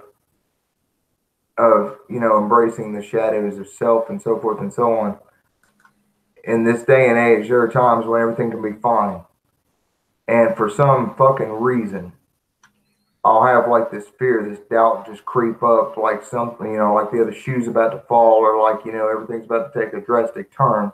And not because spirits are working against me, not because of magical attacks, but because in my life, nothing has been easy. Nothing. And this ain't me throwing a pity party, because like I've said 100 times, life is not fucking fair. We'll take it from somebody who's walked the path, who's been there, who's done that, who's been done every which way there is to fucking be done. You know, it's not pity. It's not a pity party, and I don't seek pity for it. I I look back and I see everything that happened to me and coming up, and then all of a sudden being returned to my father, who I was working 2 jobs, and he's taking all of my money. Which one's better? A system that is broken, or coming back and finding out that your real parents are just, you know, real solid pieces of shit? And then you always, since day one, I've had to learn that it's just me. You know, and I got 2 brothers, and I got to try and keep up with them. I've got to try to make sure that, you know, they're not being bullied, you know, that people don't fuck with them, protecting and everything else. There's no wonder that I am the person that I am, that I get on here and I'm all about building people, building things up, not tearing them down. But behind that is such anger, such rage. There is a fire that burns inside me that would destroy the whole fucking thing if it could. Yep. Not the system, but the spirit of vengeance, and not just vengeance, but liberation. True liberation is to just, you know, to liberate everything from any oppression or any pain or anything. And sometimes the darkest form of that is just to kill it all, right? It's just kill them all. You know, that's where I was agreeing with Aquila on that death aspect, of where we just want to kill things. I'm the calmest, most settled guy that you'll ever fucking meet. I get on here kind and stuff. But, you know, there are times when straight up I will not put up with your shit. I will not. Because I always step out with the right foot, and I'm always respectful. And you will show me the exact same thing. That is not an option. That is not a choice. And I don't demand it. I don't anything like that. But as soon as I'm shown disrespect that I have not shown, I cut that shit off. I remove it. I cut it. It is the offending piece, and it must go. And I don't hesitate. You know, like Thorne and I were talking last night. You know, we we're talking about that cold fire inside.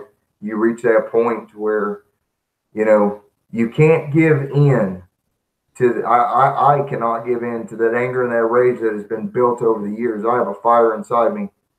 I used to use it to fuel my magics and shit. And I'll be the first one to tell you that's not the way to go. That kind of anger and rage will destroy everything that you could possibly have, the positive things, the good things. But you have to learn how to use that anger and rage, how to harness it. And you have to learn how to direct and focus that shit. And it's not easy. It's not. But once you've learned how to do this, what happens is you're able to give such strength and veracity to everything you do. Everything you touch becomes gold, you know, but you have to learn how to abide in that fire of rage and anger, and just how, not necessarily, oh, poor me, and oh, nothing ever works out. That's not what I'm talking about. Sometimes you have to realize you came into this world by yourself. You came into it naked and alone. And from this world, we all leave the same way. And it's important that those of us who are considered left-hand paths or sorcerers or walking our own system and not following somebody else's lead, it's important that you remember you can only rely on you.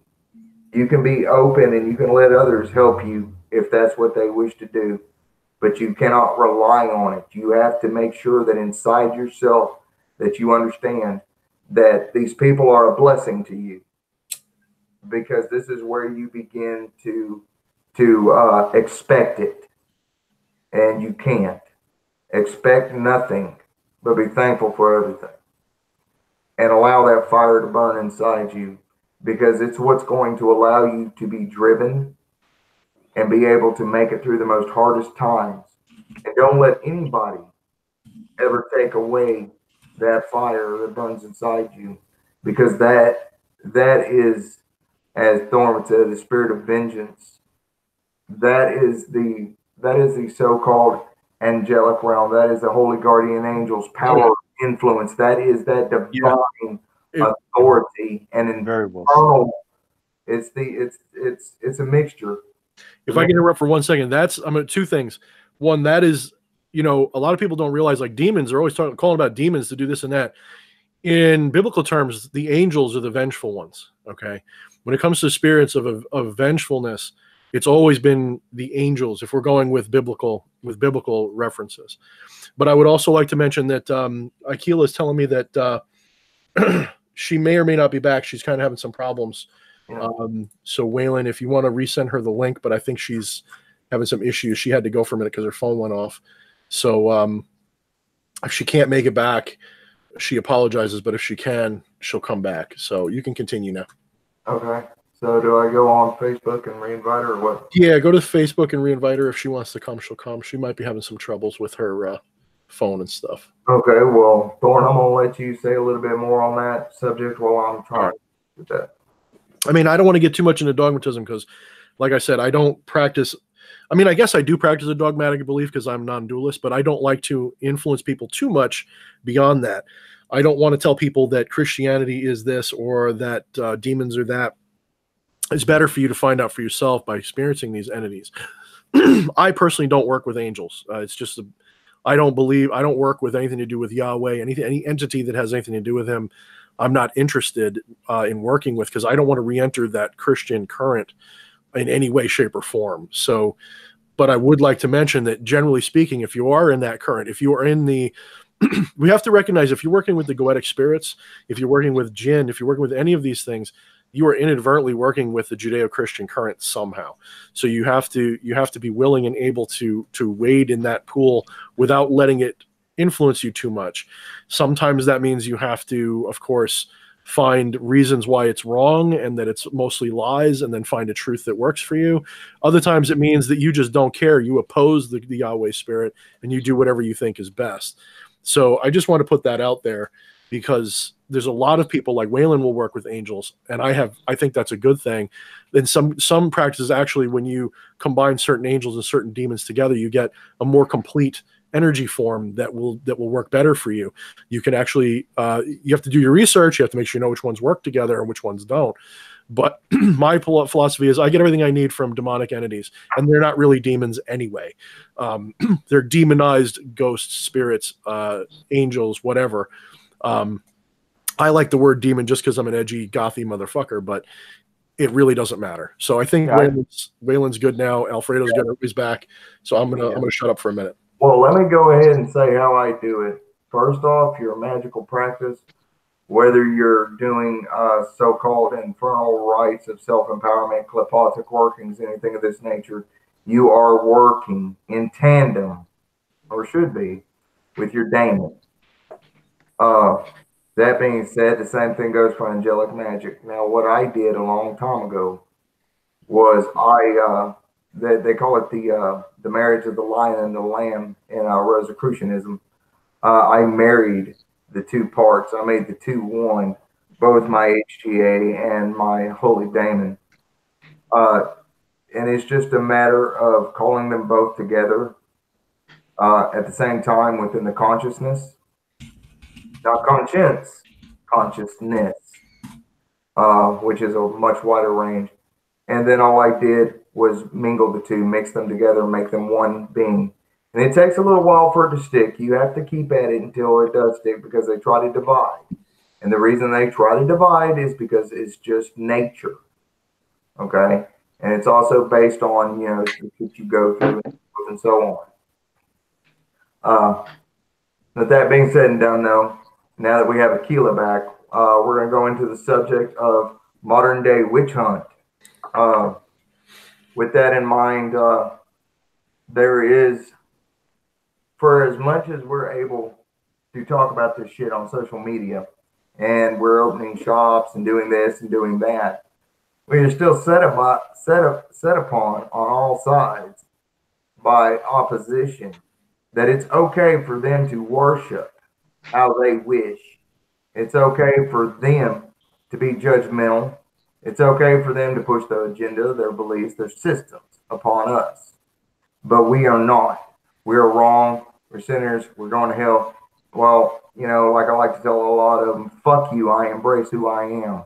You're the divided one. There's a special place for those kinds. It's called the abyss. It's where they're scattered. And all they will ever be are shells. So that's their problem, not ours. But the thing is that as a community, we do have to be aware of the fact that, like where I live, there's no way in hell I could open up an occult shop. I couldn't start a temple.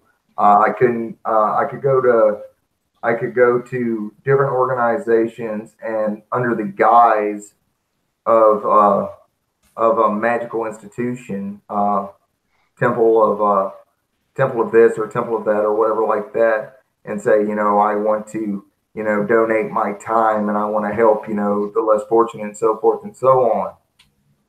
Around here, what would happen straight up is then they would have your name, and when they had your name, it'd be on. There's nothing, what I'm saying, because once you start to deal with the religious, what you've got, once you've put yourself out there, no matter your intentions, these bitches are going to constantly be opposed to you. It's the reason why so many Satanists find it so important to be so hateful and so cold towards the Christians because of how they're being treated.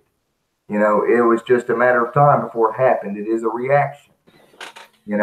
It's not like the satanic movement started to piss off the Christians. It was started to be able to have its opposition in existence. And it just so happened that it showed itself to be the enemy to the church. But coming back around full circle here, though, concerning witch hunts and things like this, most of the time we find ourselves safety in numbers, whether online doing it this way.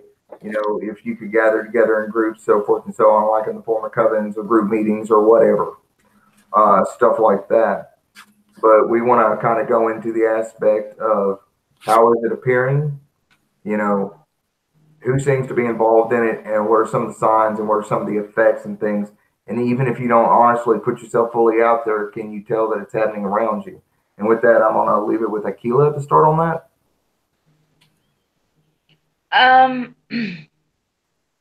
That's a tricky question because I feel like people are very impressionable. And I feel like we're in a different age right now where people want to believe something other than what they were taught.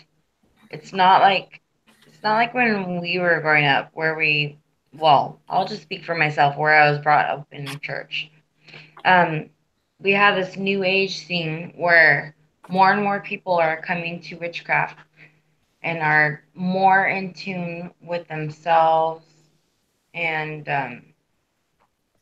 I feel it's kind of exciting because I feel like the generation below us have a chance to really see themselves for who they really are. And I think it's important because whether you like guys, you like girls, or you're transgender, we live in a society now that it's okay. And in the Native American heritage, there was like five different genders. And so I think it's very important for people to be who they are, whether they're they, she, he, or whatever it is. I think it's really important because we have lived past lives that have dictated who we are today. And the Native Americans understood that. But um, it's just really sad. That's why I don't celebrate Thanksgiving, because of what it really symbolizes. Coming to America and having this feast over what? Overtaking their religion, over forcing their religion upon the Native Americans. And so, like, I have Christian friends, I have different types of friends, and they all know who I am, and I respect who they are, but they don't try to force it on me. And that's what I respect, because I believe that each one of us has a unique path. And so, like, what works for me is not going to work for you or Alfredo. And Right. it's very important. And so I try to distill that on my children. Like, don't believe what I'm saying, because what I'm saying is not necessarily going to work for you. And so, like, a lot of people, so let's talk about Jim Carrey. So, a lot of people think he's going crazy. A lot of things he's been saying is just not normal in our society. Um, but a lot of the things he's been saying has made sense, which is, I don't exist, you don't exist, we're all the same. And that's kind of what you touched on, which was, what if we are all the same spirit just living in different bodies? And that makes sense to me, because I see myself in so many different people. You know what I mean? Yeah. You know, that's, it's funny. It seems like it started off with, with presidential elections and everybody wanting to be the first this and the first that. And then started it's not that it started, it's always been there, but all of a sudden the media started making a big deal. Right. The LGBT has always fucking been there and always been at the forefront. But leave it to the media to, be pressing all the left and right wing issues of this crap. And I'm not getting into the politics of it. I'm just making a point that the truth of the matter is that you have souls and you have soul fragments, so forth and so on. And we live in a world full of different types of people, everything from body size, body color, to sexual orientation, to sexual makeup, to heights. I mean, the whole nine yards, even places upon this earth that they live. That doesn't make them any less fucking human, you know. But for some reason, Yeah. you got these people that would attack them because of their own fucking closed minded bullshit, And my thing is this right here. I hardly ever say a fucking word about anything to deal with race, sexual orientation, anything of that nature. Not because I don't have an opinion and not because I'm afraid of offending, but because, in all honesty, they fucking offend me. Not the fact that it's there. What offends me is the bullshit that's pushed. The right and the wrong, and whether to do this and whether this should be and that should be and all this, that, and the other. I'm like, damn, dude, give everybody a place. Because, if you're upon this earth, hey, guess what? If nothing else, whatever the size your body is, you're taking up that space upon the earth.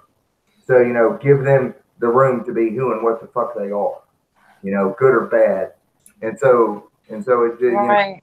things like that, it makes me very angry because I don't give a damn what color you are, what your sexual orientation is. That I don't care about any of that. Are you a person? Do you come across like a person? Or, so forth and so on. Consider me like a Luciferian humanitarian, everybody equal rights for all, so forth and so on. I think that the where the rights should be taken from are those that take away the rights from the rest of us. Those bitches should be the ones jailed up, imprisoned, Yeah, and and mocked I and made agree. fun of, and told that they're not allowed, that they're not given a place. Let those who would steal no more. That's what the Bible said. This is their fucking words. And you know what I'm saying? You have to fire back. But to fire back, you have to be educated. You have to know what the fuck it's about. And you have to learn to use their language and their words to combat them. You know, it's like when you think about riots and you think about social upheaval and stuff like this, when society decides that they've had a fucking enough and the people rise up, what's going to fucking happen is the first thing that's going to happen is that martial law. They're going to be bringing in all these forces, trying to bring all these people that have been behaving themselves so far, and bring them into submission. And that's when it's going to be proven to the people that this is not a democracy that we actually honestly live in. And that's my own personal opinion, and that's why I don't talk about it, because I think that it's a dictatorship, cleverly disguised as a democracy. And that's fine with me because I live upon this earth and what the fuck ever. I am one person. There's not much I can really do about that. And because I don't believe in some of the extent some people would go to. I don't believe in the bombing of this and the bombing of that. I don't believe in doing this and doing that. You know, if you're going to combat something, here's an idea. Do what Prometheus did. Steal the fire from the gods and give it to man. Educate mankind. Let their souls evolve and become, so that the power is in their hands and they can truly change it, you know. And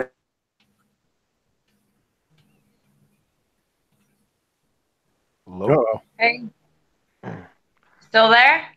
I think we lost Wayland. I think the government got him. The NSA pulled the plug on. They were like, "Fuck this." On He's his telling voice. the truth. All 12 people watching right now are getting the truth. This is the truth. Can you see me? I see I you. can I see see everybody you. except for Wayland. I think we lost Wayland. Yeah. He must have Okay. flipped over the power cord. He was speaking way too much truth. Exactly. Let's give him a minute before we. He'll probably. Oh, there he is. There you are. sorry. We were just saying the NSA came and clipped your cord there, buddy. That's right. Well, you know, I've showed the wife on and off over the years how as long as I'm minding my P's and Q's, nothing happens. But as soon as you say keywords, as soon as you say certain things, all of a sudden that's when electronics start to mess up. Yeah. And, you know, running Windows 10, I don't know if anybody paid any attention when it installs. It also installed a way that because it was free, they have the right to monitor everything that you're fucking doing through it. You didn't pay for it. It was free. Look up something called the Peloton. There's a company that uses the name from the Lord of the Rings, the Peloton. There's a company that will go out and they literally have everything to do with all the different spy things in the world. In the Lord of the Rings, the Peloton is a device whereby Sauron could watch you when you use it for scrying, and he could watch you in return. And that's exactly what they do. And I when it's my turn, I'm just gonna say one thing right now. Because I'm trying to be professional with this persona online, I'm going to give you guys a rare treat and discuss my politics just a little bit, but I don't like talking politics because I don't want to offend people. Unlike Wayland, people are too easily triggered this day on both sides. Yeah. And my personal perspective is Luciferian and libertarian in the sense that I don't want to impose ideology on everyone, but I do want maximum freedom for everyone. So that does put me into direct conflict with authoritarians on both sides. And I will get into that when it's my turn, but I want to let everybody else have a chance because I'm probably going to be an asshole when it's my turn. Well, you know, it's why I don't get into that because I am opinionated. Right. But it's not something where I push my opinion, and I'm not. I do that elsewhere. I have other accounts for that. Well, see, I don't, and I don't have an agenda, and I don't have anything like that. I think that the violence mankind does against mankind is just fucking evil. When I think of evil, and you know, and it's really weird. You're talking about evil on the left-hand path. You know, you got all these people like, yes, they're the evil spirits and these dark demons and stuff. I'm like, the most evil thing I've ever seen is what mankind's capable of doing to one another. Yep. And despite what I might think or feel concerning society or anything like that, I enjoy my life. I love my country. You know, I just think that there are things that honestly they could change, but I think that the way people go about doing it is completely fucked up, and they're making it way worse. Uh, they're and then with the whole thing of fake media and fake this and fake that, I've gotten to where honestly, I don't believe anything I fucking read or see. You never should. Facebook. When I was a kid, you were supposed to be skeptical of anything the news and the TV told you. You were supposed to be. Now it's like you're supposed. Well, anyway, let's let Alfredo talk a little bit. I'm going to shut up. Well, yeah, I'm about to get to him. But I wanted to set that straight. If you want to, like I said, the greatest weapon that each and every single one of us have is called education. Educate yourself, and I don't mean necessarily on the tricks and tips of the system. No, I'm talking about learn the same tools that that these others use, and learn to defend yourself with it against them. There's no reason for us to get into an argument with Christians. There's no reason in us doing to them what they do to us, because you can get them in a way that they can't get you. Why is it considered? And I was reading about the Witchcraft Act, and they were talking about, oh, a witch did this, and they cast a spell against you, and this, that, and the other. But a Christian can go inside a building or at home, and they can pray that God change your heart and God do this. That is a fucking spell. What the fuck? Yeah. I'm waiting on this shit to hit the fan, because I'm going to be like, y'all are all dumbasses. I call it ritualized worrying. That's what prayer is. Yeah. So getting off the subject of dumbassery, let's get back to the conversation of intelligence and the spirit of truth and wisdom. Alfredo, I am so sorry to hold y'all so long on that one, man. Okay. But what is your take on this witch hunt, on this modern day contempt against us and the things that we're actually combating and fighting against? Yeah, I think that really, I think that the system, as opposed to, maybe a few hundred years back, is now scared that now we have more access to information. We can interact with more people that are more spiritually minded and find out who we are in ourselves and recognize that power. And that scares them. And I think that the more that happens, the more they try to roll out and become more tyrannical. I think that what's happening is an awakening that we are going back to our primal roots of who we are internally, who we are spiritually. And I think that this is a good opportunity to take advantage of all the information that's available to us, take advantage of all the books, everyone you can interact with, because they're going to try to censor this more and more. And if we're able to reach so many people, we could potentially, take the power back and stop them from doing that. Indeed, man. And that's a lot of it. Because see, what we're doing when we lose ourselves in this anger and then all this, that, and the other, we're giving away our power. It's like I just typed in, if not for the things that we contend against, because we're constantly, faced with this oppositional force. They are also contending with us being upon this thing. But here's the thing, they went for how long unchallenged? And all of a sudden, Satanism, the left-hand path, and, and magic came from the shadows. Right out into the broad daylight and said, hey, bitches, what's up? That's right.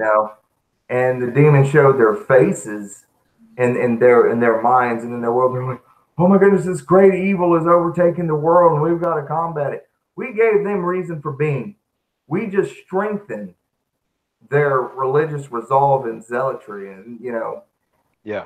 But here's the thing, what they'll get out of it will be nothing compared to what we get out of it. Because see, to the truly enlightened, what'll happen is you'll realize that if everything, like was it Logan or Ender?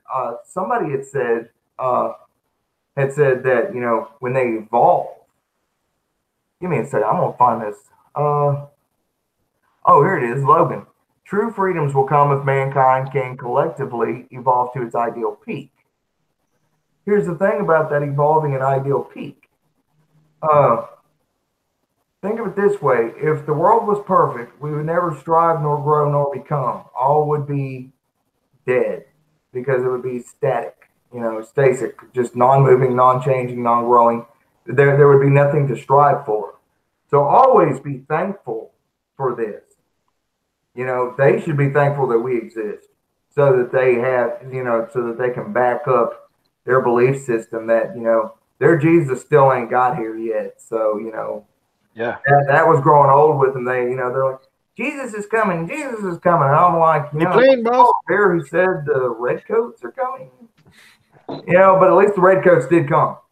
Their Jesus still ain't showed up. Hello, and they're coming to my door. Have you found Jesus? Why did you bitches lose him again?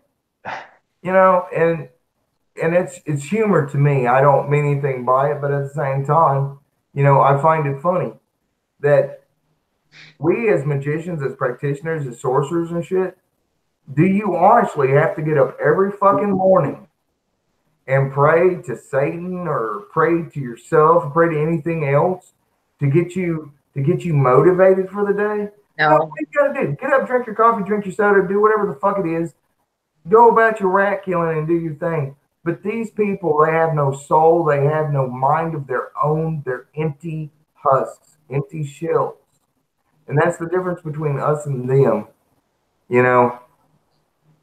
And if they are the meek that shall inherit the earth, cool. Because we all know one thing.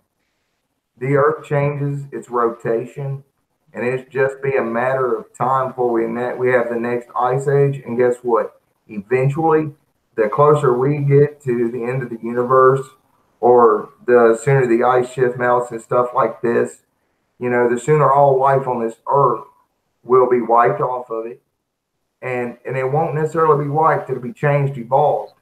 It's just part of evolution. It's how life in the cosmos occurs. It's the natural cycle of things. So they're not going to inherit much for very long. But what do we inherit? A lot of us are upon this path, working to become a god or empowering our divinity within ourselves. A lot of us who have been doing this for a long time have an astral temple. We have a design for becoming immortal or eternal.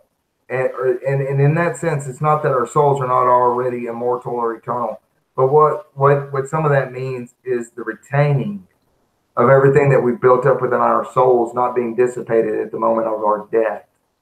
And that's true immortality. That's becoming a god or a goddess upon those planes instead of the difference between the mundane and the magical.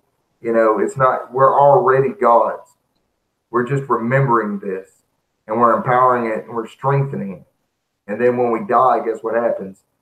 The consciousness, when it leaves us, whatever we've built up and attained within this lifetime, we want to make sure that at death, at that door, that we're not carried away to Elysian fields of forgetfulness, where where we lose everything that we gained in this lifetime. We're working on certain magical formulas of how to attain, not the identity, but the consciousness that we've attained in a lifetime. And this is the goal of true ascension. This is what, high magic is about. And with that being said and done, now that I went on my little rant about that, that's what it's about. So, I refuse to. I may have my moment and I may lose my shit for just a second and I may rant and rave on, but that's that fire inside me that is very angry at the injustice, the inequality, the this, that, and the other. You know what I'm saying? What the fuck, man?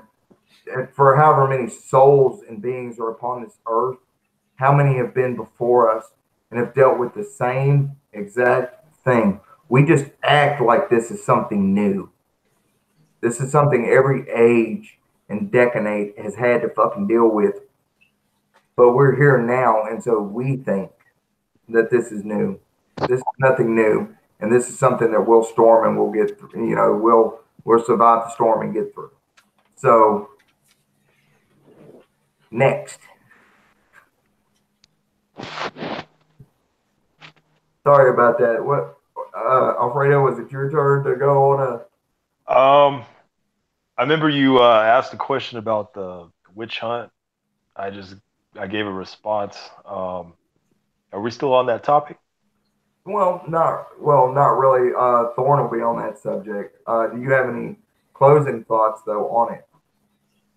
Um, Not really. I mean, you pretty much summed it up right there.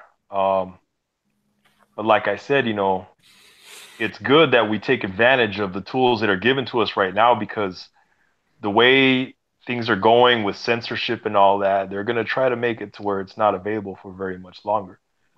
So this is good that we're interacting, we're getting information out, and yes, go ahead and share this feed. The more people we can reach, the less chance they have of censoring us for good. Yeah. Uh, I will say this, and I'm going to hand it over to Thorn because it's beyond time for his response. I'm going to eat the arrow. J.S. Garrett made the statement a few months back that it's just a matter of time before before magical practitioners, uh, before the next witch hunt begins, before we're shut down. We are in a very lucky time where we're able to do this.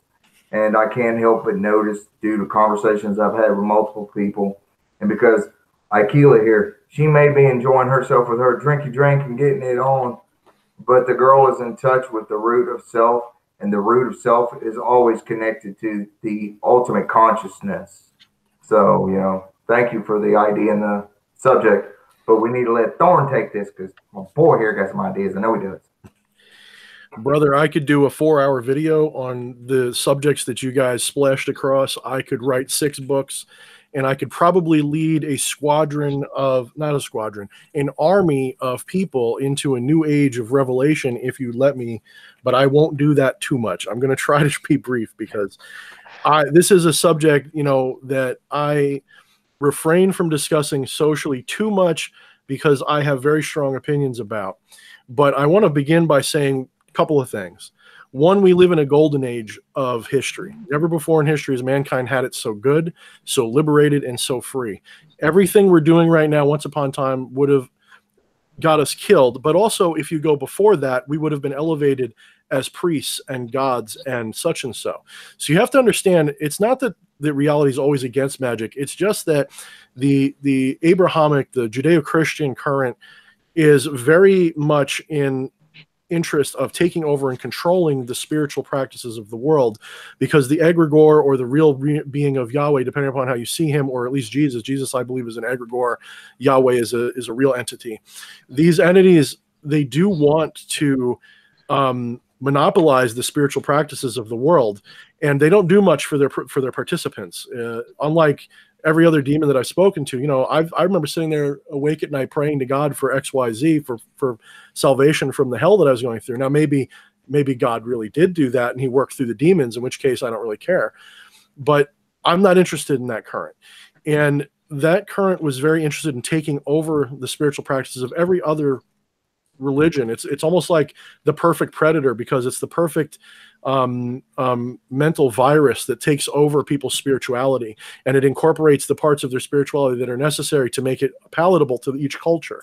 And it goes right against the Bible. Corinthians, I believe it is, one of them specifies you're not supposed to take on the practices of other religions and beliefs. When the Israelites wanted to practice certain kinds of worship, God told them not to. And yet here we are. Christmas is Yule, Easter is A-Star, and all this other crap. And it's bullshit. It's 110% bullshit. There's about 5 or 10% of Christianity, or at least the Bible that is, the Christian Bible, that is usable. I much prefer to read the Torah or something. That's a little bit better. But my point is that this is a current that I don't give a fuck about. Magic has decided, here's something I want to get. There's like so many avenues I could take. Magic, one of the reasons we don't get really strong, miracle bending astral changes in reality when we work magic, the reason why I can't just hurl a fireball at the camera and blow it up, is because magic knows that if magic was revealed, now magic isn't just a machine, it's a sentient energy. It's your own God self working through reality. It knows that if magic was revealed to be true to the rest of the world, the very next day there would be the most efficient and the most humane roundup of practitioners of magic, and we would all be, you know, the next Inquisition would be the most humane and destructive thing we've ever seen.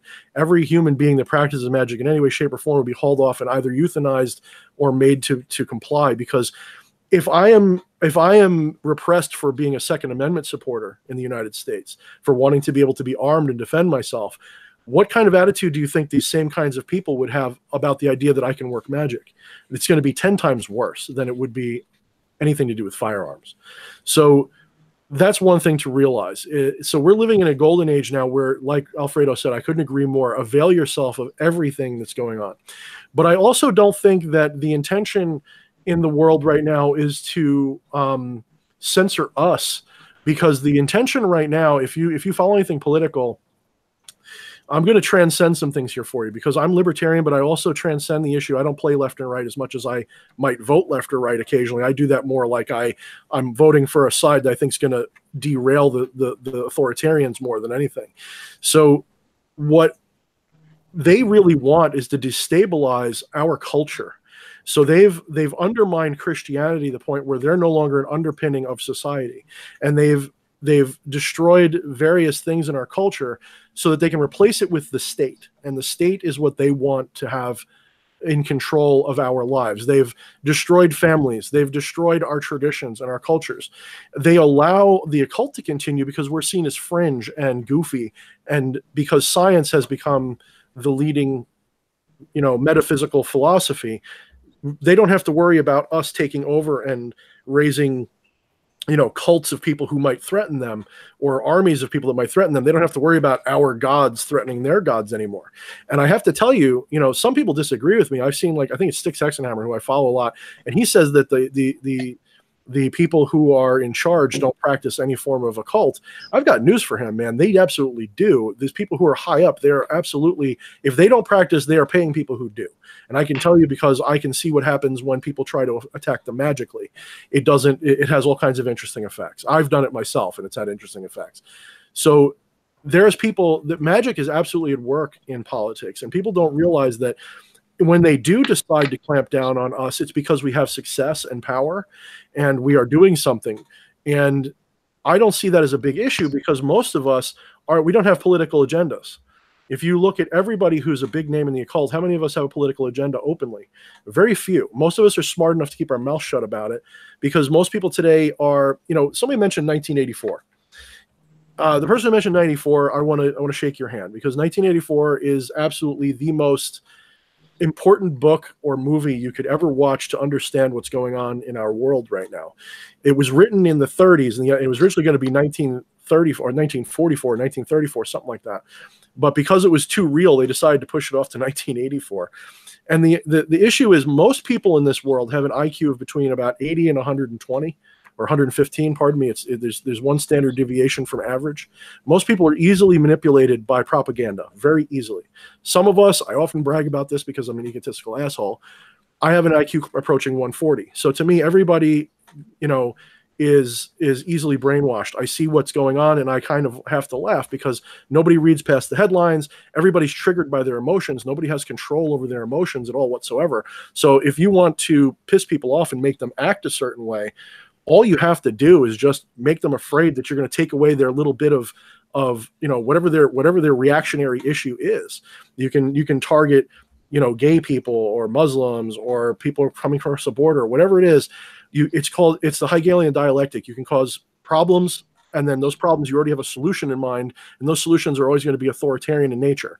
Look at you know, 9/11, whether you think it was an inside job or not, they still reacted with an authoritarian response that ended up so that we have to get our children felt up at the airports, and we have to have all these things happen to us. So we have to realize that, and I'm coming back around to the point of the witch hunts, is that witch hunts originally were for the alternate religion, but the future witch hunts aren't going to be about religion. They're going to be about who wants to be free, who wants to be able to practice what they want, whether it's Christianity or anything. It's going to be closer to a Soviet-style model, where any religion that's not pre-approved by the state, because the religion is proven to not be disruptive to the state, is going to be dealt with.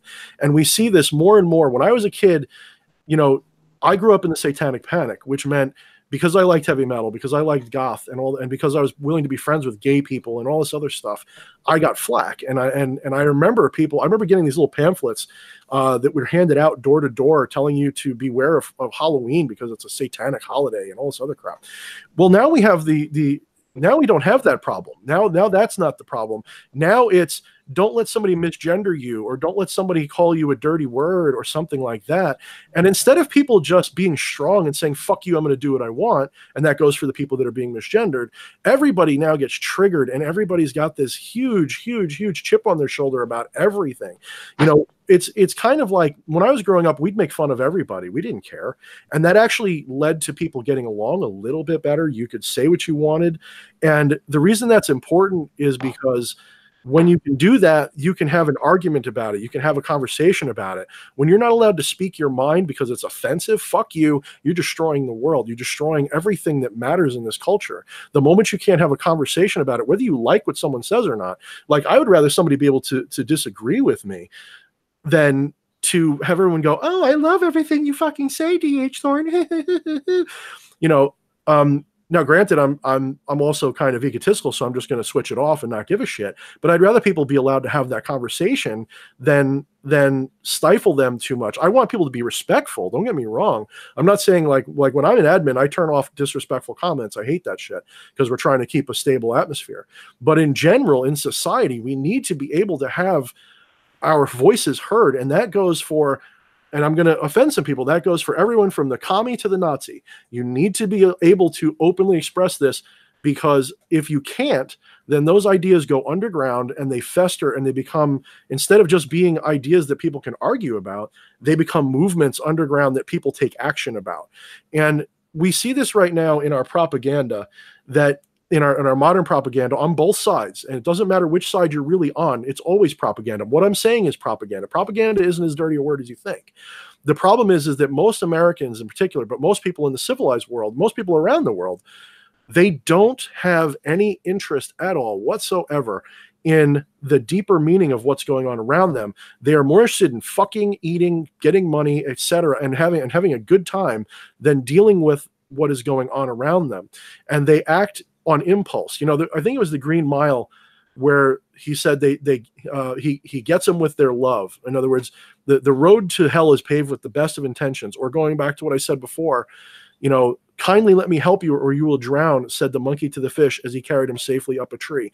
We have all these busybody motherfuckers running around that want to tell everybody how to live. It's no different than the Satanic Panic. It's not about Satanism anymore. Now it's about tolerance, or it's about, Nazis or commies or border patrols or whatever it is. You have, on both sides of this issue. So you have what I call neo-puritanical people who are really just busybody. The same people that were the Puritans of the old days who burned people at the stake are now people who want to burn you in social media because you have an opinion that doesn't sell well with their ideas. And we're looking at, on social media in particular, like Facebook, Twitter in particular, any conflicting opinions that are not part of what Silicon Valley deems acceptable are getting scrubbed more and more. Now, whether you like Alex Jones or not, for example, I think he's, a kook in a lot of ways, but I would prefer he be allowed to have his YouTube channel. I'd be preferred he be allowed to continue his work, because the more people see it and don't agree with it, the more they can find the truth and argue against it. And to deplatform everybody and to have these attitudes, that is the modern witch hunt right now. That doesn't mean it won't turn into a witch hunt against magic at some point, but I don't see that coming anytime in the near future. That's like way off in the future right now, because like I said, most of this is considered hokey, and most people that are doing this are publishing books that are really just ways to make money, or they're publishing things that are good for them, but they're not doing anything that changes the world. They're not, it's not the same thing as being armed and organized. We are literally just individuals who are practicing magic for fun and for profit and for spiritual ascension. And that doesn't offend them because it doesn't affect them. But if we all got together and started speaking out for Luciferian ideas, which are, personal freedom and personal power Right. and independence from the state, then you would start to see a major issue. And again, I urge you, look around and ask yourself which big name occultists are talking like that. Very few, because they know better, because most of us are intuitive, we're empathic. We know that if we start preaching that too strongly in the wrong direction, then that could cause an issue. You know, magic doesn't do big explosive things because it would get most of us killed. That's a big part of it. Not all of it, but that's a big part of it. You know, back in the ancient times, I think it was much more visceral, much more real. When someone would cast a spell and they would do these things, I think it had a much greater effect for many, many, many, many, many reasons. But one of them was because it was accepted in society. The Pharaoh was a god on earth. The Caesar was a god on earth. You could be these prophets and these seers, and it was fine. But it's now it's laughed at. Now, I'm a very intelligent person. I'm very educated. I'm very well versed in science and skepticism. I didn't arrive on this path because I said, wouldn't it be cool to do magic? No, I arrived at this path through trial and error and realizing that everything we experience is someone else's mind game to try to control you, every last little detail. So, I mean, look at Facebook. The colors that they use are meant to soothe you and calm you. They control what ads you see to try to put you in a certain mindset. I every time I see an ad on Facebook, I say, doesn't apply to me, or doesn't apply. I fuck with their algorithm every chance I get. I am a total troll on all my other accounts. I really fuck with people wherever I can. I offend people. I go the full satanic route, and I act like an adversary about every goddamn thing in my other accounts. The ones I go after the most, I'm going to say will offend some people, because I do lean a certain way right now, because there's a certain group that's much more easily offended into hysterics right now. But that's not here nor there. 10 years ago, I was on the other side of the fence. 10 years before that, I was on the other side of the fence again. I'm more about freedom. You know, I don't love humanity, but I am a human being. And I believe that every human being is like me. And I don't care if you are gay. I don't care what color your skin is. Now, when I say I don't care, that's actually the wrong way to put it. I do care. I have a lot of friends who are minorities, and I believe that minorities are the spice of life. And that means, I don't mean that because they're a minority, like there's less of them. I mean, they're a minority viewpoint. You know, people who are, say African-American, I prefer their culture sometimes because we don't get that here. You know what I mean? It's a new flavor you don't taste. Or Hispanic, or whatever it is. You should be proud of whatever you are, including being white, including being black, including being everything. As a Luciferian, you should have pride in everything that you are, not to the point where you think other people are below you, however. You should never sit there and say, well, because I'm this, I'm better than you. You need to have the attitude of, look at what my culture has done, good and evil, by the way. Don't ignore the evil. Like Akil was talking about Columbus Day and all this other stuff. We have to be aware that evil was done, and we have to talk about this so that we can approach it properly, so that the people who were mistreated by these things can heal. But we also have to recognize that the people who are alive today didn't do it. They're celebrating what they see as an innocent holiday. We can't be mad at them for celebrating this holiday, nor can we be mad at the people who don't. As a libertarian, Luciferian-minded person, my attitude is leave everybody the fuck alone. And like Waylon said in particular, bring that fire down from the gods in the form of whatever it is, be it magic, philosophy, art, or science. Give it to the people and let them learn. And we need to recognize that when we talk about education, we have to get away from this idea that you need to be initiated by others into knowledge. You need to, from a very young age, be taught that you need to teach yourself. And to find your own truth. And unfortunately, the lower the IQ, the harder this is. But at the same time, then the people who are intelligent enough to see this need to stop the educational machine around the world from just making sheep out of everybody. My poor child, he's in the school system now. And I mean, the kid gets in trouble because he likes to talk about guns in a video game he's playing, and he gets in trouble for this. He doesn't do that much of it. He'll just bring it up and say, "Oh, did you get the new gun in whatever game he's playing?" And some of these really sensitive kids will just report him as a school shooter, and the kid has never thought that way. This is the modern witch hunt, and whether you agree with the right to bear arms or not, you have to understand that this is not a healthy attitude to have about it either. The right attitude, if you're against firearms and violence, is to teach your kids not to be violent, not to teach them to be tattletales about everybody doing something you don't agree with. Within reason, obviously, if my kid was saying, I'm going to shoot up the school, well, that's a different story. We're talking about a different thing. But, all I'm saying is people are very uptight, and it's exactly like it was during the last witch hunts. And, every every generation, every turn of the wheel, there's a new group of authoritarians and puritanical people that they're always the same people. They just change the issues that they're offended about. You know, it used to be gay people. Now it's people who don't like gay people. Now it's going to be guns. Next, and in 10 years, I'm going to flip around again, and I'm going to be acting the other way, because I'm always going to be opposed to any group that wants to control you. And Waylon mentioned something before about democracy. One thing I'd like to say, it's a slogan I've repeated often. True democracy is two wolves and a sheep deciding on what to have for dinner. You need to have a system that protects every minority from the majority, and that includes the majority of the minority, because sometimes if you get all the minority together, they can overpower a majority, and you can have a crazy system where you have a lot of people who have just as much a right to have an opinion, but they're getting trampled on because everybody else gets together and silences them. So we're living in strange times. We're living in a very strange period where what people don't realize is we're being turned against one another over our political views, our social views, and I don't engage in it with this personality because I don't want to add to that anymore. When I do, it's on another profile, and it's more for fun, and it's more to be an adversary, to try to offend everyone that I can, because I need you to grow up. You know, it's like, what is it that beam that says, oh, you know, Jesus loves you, Odin wants you to grow the fuck up. That's my attitude. Stop worrying about whether you're going to be offended or offensive. And the reason I don't talk about it is to keep the peace. And I'm not going to talk about it again. This is just me getting it out.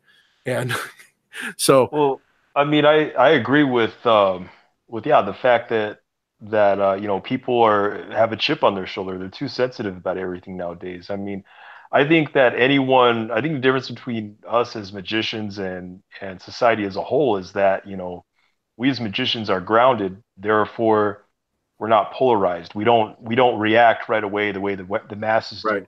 I think that the problem is that people need to understand they don't see that they're polarized, and so they're quick to react to whatever little thing that offends them. You know, if they were more grounded and more looking into themselves and finding out, you know, what they have and who they are, you know, they wouldn't be reacting that way. You're 100% right. I think that's a very good point, is that, you know, I was mentioning it more as like an IQ thing, but you're right, because it's not just that. It's also the average person is very much childish and retarded in the emotional sense. They are not in touch with their emotions. They don't realize how easily manipulated they are by their emotions. Let's put it this way. I grew up in a minority neighborhood, I at least a couple of years. And some of the best friends I ever had in my life were not white people. And people look at me and they say, oh, you're a white guy. And they don't realize that, you know, I was invited to the barbecues. You know, I was the guy, and I still am. And I've trained underground rappers to fight so they can defend themselves. And that's not a badge of honor or anything like that. It's just that I'm able to do this. It's not. Would it be a badge of honor? What's that? Point of pride. Well, it is in the sense that no, it's not, though. It's really not, because I say it because it's people would not realize it. They see me and they see a white guy and they say, you don't know you don't know how it is to be friends with this son. You don't know what it's like to grow up here and see the cops do this. Yes, I do. I've been the white guy in the black neighborhood who got pulled over for being white in the black neighborhood. That happens, by the way, because they're going to ask you, what's a white dude doing in this neighborhood? I'm like, I'm going to my friend's house. He's like, you sure you're out here to pick up drugs? We have a report. The best one I got was, we got a report of someone matching your description. I'm like, motherfucker, if you catch somebody with my description, shoot his ass. Because if I did something wrong, man, you don't want to fuck with me. You know, my attitude is like, who matches my description? Be honest. Which one of you would ever say you've seen a guy like me walking around before? Not many. So don't tell me you got a guy matching my description. I was walking in a black neighborhood and I was white, and that offended the cop because I must have been there to do no good. Because what white guy would hang out with black people? This is ridiculous. We're living in a fucked up world where we're taught to be divisive, and I don't want to live that way. I want to embrace people's differences. I want to cherish them, because without these differences, what do we have? Where would we wouldn't have Italian food, we wouldn't have sushi, we wouldn't have rap, we wouldn't have rock, we wouldn't have anything. We wouldn't have any of these things that are the spices of our culture and our life if everybody was just afraid to offend one another. You know, these ideas of cultural appropriation and all this other stuff. Without cultural appropriation, you wouldn't have cultural diffusion, you wouldn't have a growth of ideas, you wouldn't have anything. You know, China and Japan were exchanging ideas going back thousands of years, and that is why their cultures were amazing. we need this. You absolutely have to have this fluid. So you have people that are being taught that everyone needs to live in a world where everyone is equally successful and equally accomplishing. And this is not how reality works. That's not how nature works. Nature has a very harsh attitude towards success. Go read Ragnar Redbeard's Might Makes Right. Now, you don't have to agree with the whole thing, but read it and learn. That is a very valid perspective of the world. You have to understand. It's not, you can call it, Darwinism, social Darwinism. I don't believe in that either. I think that the strong have an obligation to help the weak. I believe that strongly. But at the same time, you have to recognize that not everybody can be the same. We need to be able to recognize the strengths and the weaknesses in each other so that we can build. It's kind of like when you're building a wall out of stone, not every stone is equal. A lot of stones have to be bigger and smaller, and they occupy different niches in society, and that's necessary. You have to have this, and you treat everybody as namaste. The divinity in me sees the divinity in you and respects it as itself. So I don't look at people, even people that I see as, having this low IQ or this low social intelligence or whatever it is, I might personally go, oh, this annoys me. But at the same time, I don't wish harm on anybody just for being a certain way. I would rather see you live a life that is fulfilling to you, whatever form that is, so long as you're not hurting anybody. That's the key. Is what you're doing imposing on the rights of other people? If not, I see no problem with it. You want to do drugs, you want to have whatever sexual orientation you want. You want to have, and I will respect your orientation. I don't care. If someone prefers to be called a certain gender, well, who am I to argue with it? I ask you to call me a certain name. What do I care? Why does that offend me to call you by whatever gender you prefer? I mean, if I make a mistake, don't rip my head off for it. Just like I won't rip your head off for it if you make a mistake about what I am. I'm not gonna flip out about it. People need to calm down, including myself. But people need to calm down. And unfortunately, we have a very immature generation that is coming up that is offended about everything. And my child's generation is seeing this, and instead of being as open-minded, a lot of them are going more towards conservatism because they're seeing this overextension of this other ideology, and a lot of them are going overly the other direction. So if we're smart as elders in a community, we need to embrace all ideas, all religions, as much as we can, including Christianity, because, I mock it once in a while and I talk down about it, but at the same time, if you mock them and you talk down to them and you give them too much of what they've given us, what have you learned? What have you become? You're no better than them. Nietzsche said, the longer you stare into the void, eventually the void stares back. Don't become the monster that you're fighting. This is such an important thing that we have to remember. A lot of people who turn to the left-hand path turn to it because they were either abused by the religion that they came from, or they had whatever, they saw it as a religious slavery, as a spiritual slavery. And you need to resist it and to be opposition to it. You need to be the adversary, but you still have to have the wisdom not to be emotional about it. As I said to Wayne last night, we're talking about magical attack and defense. If you are attacking Christians because of something you think about them, they are in control of you, whether you realize it or not. They're deciding for you what your course of action is going to be, because they can just offend you a little bit more or whatever. You need to be separated from this and just speak to the virtues of your path. And one more thing I want to touch on, and I'm going to shut up because I went on every different tangent there is. And I agree with Ender Oversoul. I don't know if this is what he's referencing, not ready for that yet. Society is not ready for a lot of things, and it's never going to be. There's always going to be people who are not. It's going to take a long time, and those of us who are ready for it just need to live a spiritual life away from them as best we can and just be an example. But one thing I was going to mention, one more thing, because it goes the other direction. And I sometimes bring this up, and I want to, anybody here who's a theistic Satanist, I'm not in any way against your practice, but I want to remind a lot of people who are that a lot of theistic Satanism is just inversions of Christianity. They are worshiping Satan as God instead, and they practice the same kind of way. It's a very Catholicized system. They have their patron demons and all this other stuff. We need to move away from religiosity and move towards an enlightened attitude of embracing these spirits and ourselves as ourselves. and not put them above us so much. Just live your life and your power and shine your light.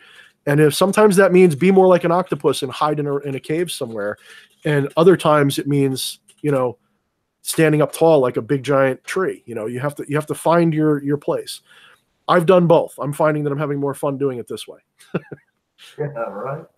Man, you on fire tonight, brother, man. I got to stop, because this is like, that's anybody. Like, I can get ridiculous with this, and I don't want this to be what this, what this is for me, And I'm with Ender on this one. It is good to be among friends. So I have one last subject. I was touching on earlier about Prometheus stealing the fire from the gods. Lucifer, being the light bringer, did the exact same thing. But here's what I want to go over, discuss, or maybe implement on. So we put a lot of thought into this. Prometheus stealing the fire from the gods. That has already happened. That has already occurred. Lucifer has already brought the divine gnosis to mankind and gave it to us. It is inherent within our souls, within ourselves. And so, with that being said and done, it is high time that we claim that fire. Yes. And that's what I want to discuss. Claiming that fire, and not the fire as in, like anger and rage, like I was talking about earlier, from my experience being raised up in that fire that burns inside. But it is a different kind of fire. It is a spiritual fire. It's that righteous fire that burns within, so forth and so on. And so, with that in mind, let's talk about that a little bit. Alfredo, I know for a matter of fact, that Lucifer is in your wheelhouse, so to speak. And and I'm and just a little bit that I know about you and the things I've read and heard from you, you come across with that kind of divine intelligence versus just quoting what somebody else has fucking said. And that's one of the big things that I respect and admire about you is that you might share memes of others, you might share quotes or ideas that others have said, but at the same time you have plenty to say that are your own words. And with that in mind, I want you to do the same concerning the claiming the fire. What are what's your thing on this, man? Just open the thing is that a lot of people, first of all, everybody's divine. Everybody, like what was said earlier, everybody's a god. They just have to realize it. They just have to realize the potential. Now, society as a whole is searching for that. They just don't know it. And what they do is they make up excuses. Some people, it's about being responsible. Like, well, I'm going to make up excuses of why I got fired from this job and why the government needs to hand me something. They make up excuses. Once you stop making excuses, you start taking responsibility for yourself, then you're on the right path. You're on to, you got the right mentality. And eventually, you start to question things and realize, hey, there's more to this world and to life than what's been taught. And eventually, when you get in touch with that spirituality and you start practicing and you get that, when you stop making excuses and say, I'm going to do my practices, whether I want to or not, because I'm going to make it a habit, and it's going to be part of what I do. Once you start doing that and it's like a momentum that builds. It's like, okay, now this is becoming, before it was just a chore. Now I'm really seeing the results of what I'm doing. And it becomes, okay, now I want more, and now I want more, and now more. And the more you do that, and the more you practice, the more synchronicities that you'll start to see. And,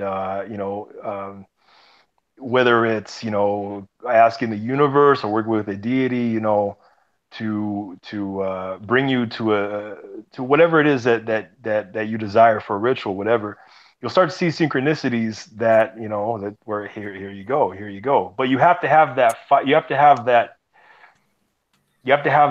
that urge and that fire to say, you know what, I'm gonna ascend, I'm gonna practice whatever. But it all starts with your mind, you know, saying, I'm going to do this, I'm going to stop making excuses. And so that's my opinion on that. Yeah, you know, that's it in a nutshell right there. The thing is that like Thorne and I've discussed over the last couple of nights, it all comes down to shifting consciousness from one state to another, not being polarized. You know, it's okay to become polarized to meet an end, but then you have to shift out of it. Yeah. You know, and that Luciferian fire, that Luciferian gnosis, that spiritual aspect of self, that current, that force. It's important that we embrace that and realize that everything is not how we're shown. You know, it's like I've gotten to where, like I was saying earlier, I absolutely don't believe anything that comes across there. You know, across the feeds and shit. These are people who have their own fucking agendas, and I don't have time for that. You know, I think that the inequality and the injustices themselves, they speak loud enough. They shouldn't be there. They should be dealt with. They should be handled. They should be taken care of. It's pretty obvious there's inequality, and it's not always systematic, but it's still there societally. So, you know, like I said, growing up in one of those unequal areas, I saw both ends of why it was, and it was a dirty mess, man. And I don't want to put blame on any one person or people, because it's so ingrained in our culture, and we need to, as practitioners, like you said, we need to have an attitude of seeing this, at the very least acknowledging it, and being able to welcome anybody who wants to ascend, you know, however they want to do it, and not ever sit there and say, well, you can't because of this, you know, or that because of your religion or your history or your culture or your race. Is bullshit, man. Yeah. Sorry to derail you. Sorry, I'm having to type in a response. I think they were talking about. I think they were talking about. Yeah, they might have been talking about Alfredo. You're definitely talking about Alfredo. Someone in the Alfredo was talking about I misunderstand some things sometimes. I just do. I caught that after I responded to it. The thing is that, you know, we have a greater responsibility to ourselves, and this may come across as being very selfish, but think of it this way. If everybody upon this planet was taking care of their self and actually doing the steps it takes and requires to be, you know, to be the best person they could be, and not be worried about everybody fucking else, you know, we'd actually get somewhere. It goes back to what we talked about one time, which was, true selfishness is actually much more noble than people realize. When you can admit that everything you do is for a selfish reason, you can step away from some of the bullshit reasons you do things. So what you recognize is you want a strong, vibrant community of healthy, happy people so that you have the best chance of survival. So why would you want to oppress anybody? If anything, you want to make everybody have a good life so that they can support you when you're down. Isn't that how culture works? Isn't that how society's supposed? So the most selfish idea turns out to be the most virtuous. Yeah. You know, it's like, you know, in my own household, the name Lucifer has a place of honor and a place of power and presence here. And the reason why is because, you know, outside of the being himself or itself, it represents divine knowledge, divine wisdom, you know, and divinity. It scares me that people on the left-hand path, you know, shy away because they think it's right-hand, and I'm like, no, divinity is just divinity. It's like spirits are just spirits, you know. But that all comes down to where they are individually, you know, in their own concepts. Have they worked through? There is a fine line, and there is a fine.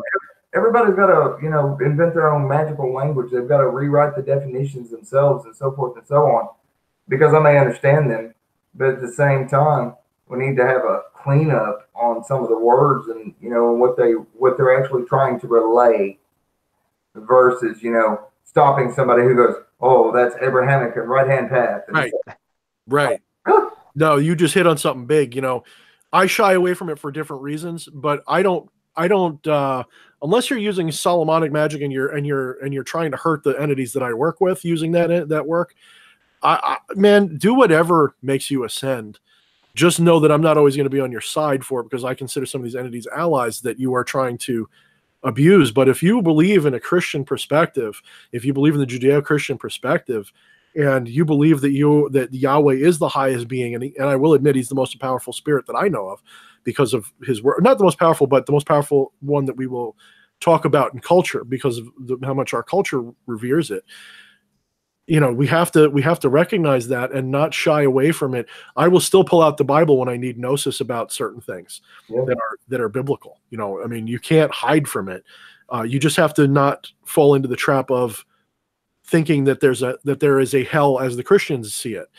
Unless you use that as a current to work in intentionally, don't fall into the trap of believing it as a real structure. Believe it as a current that you work with, if that makes sense, in a chaos sense.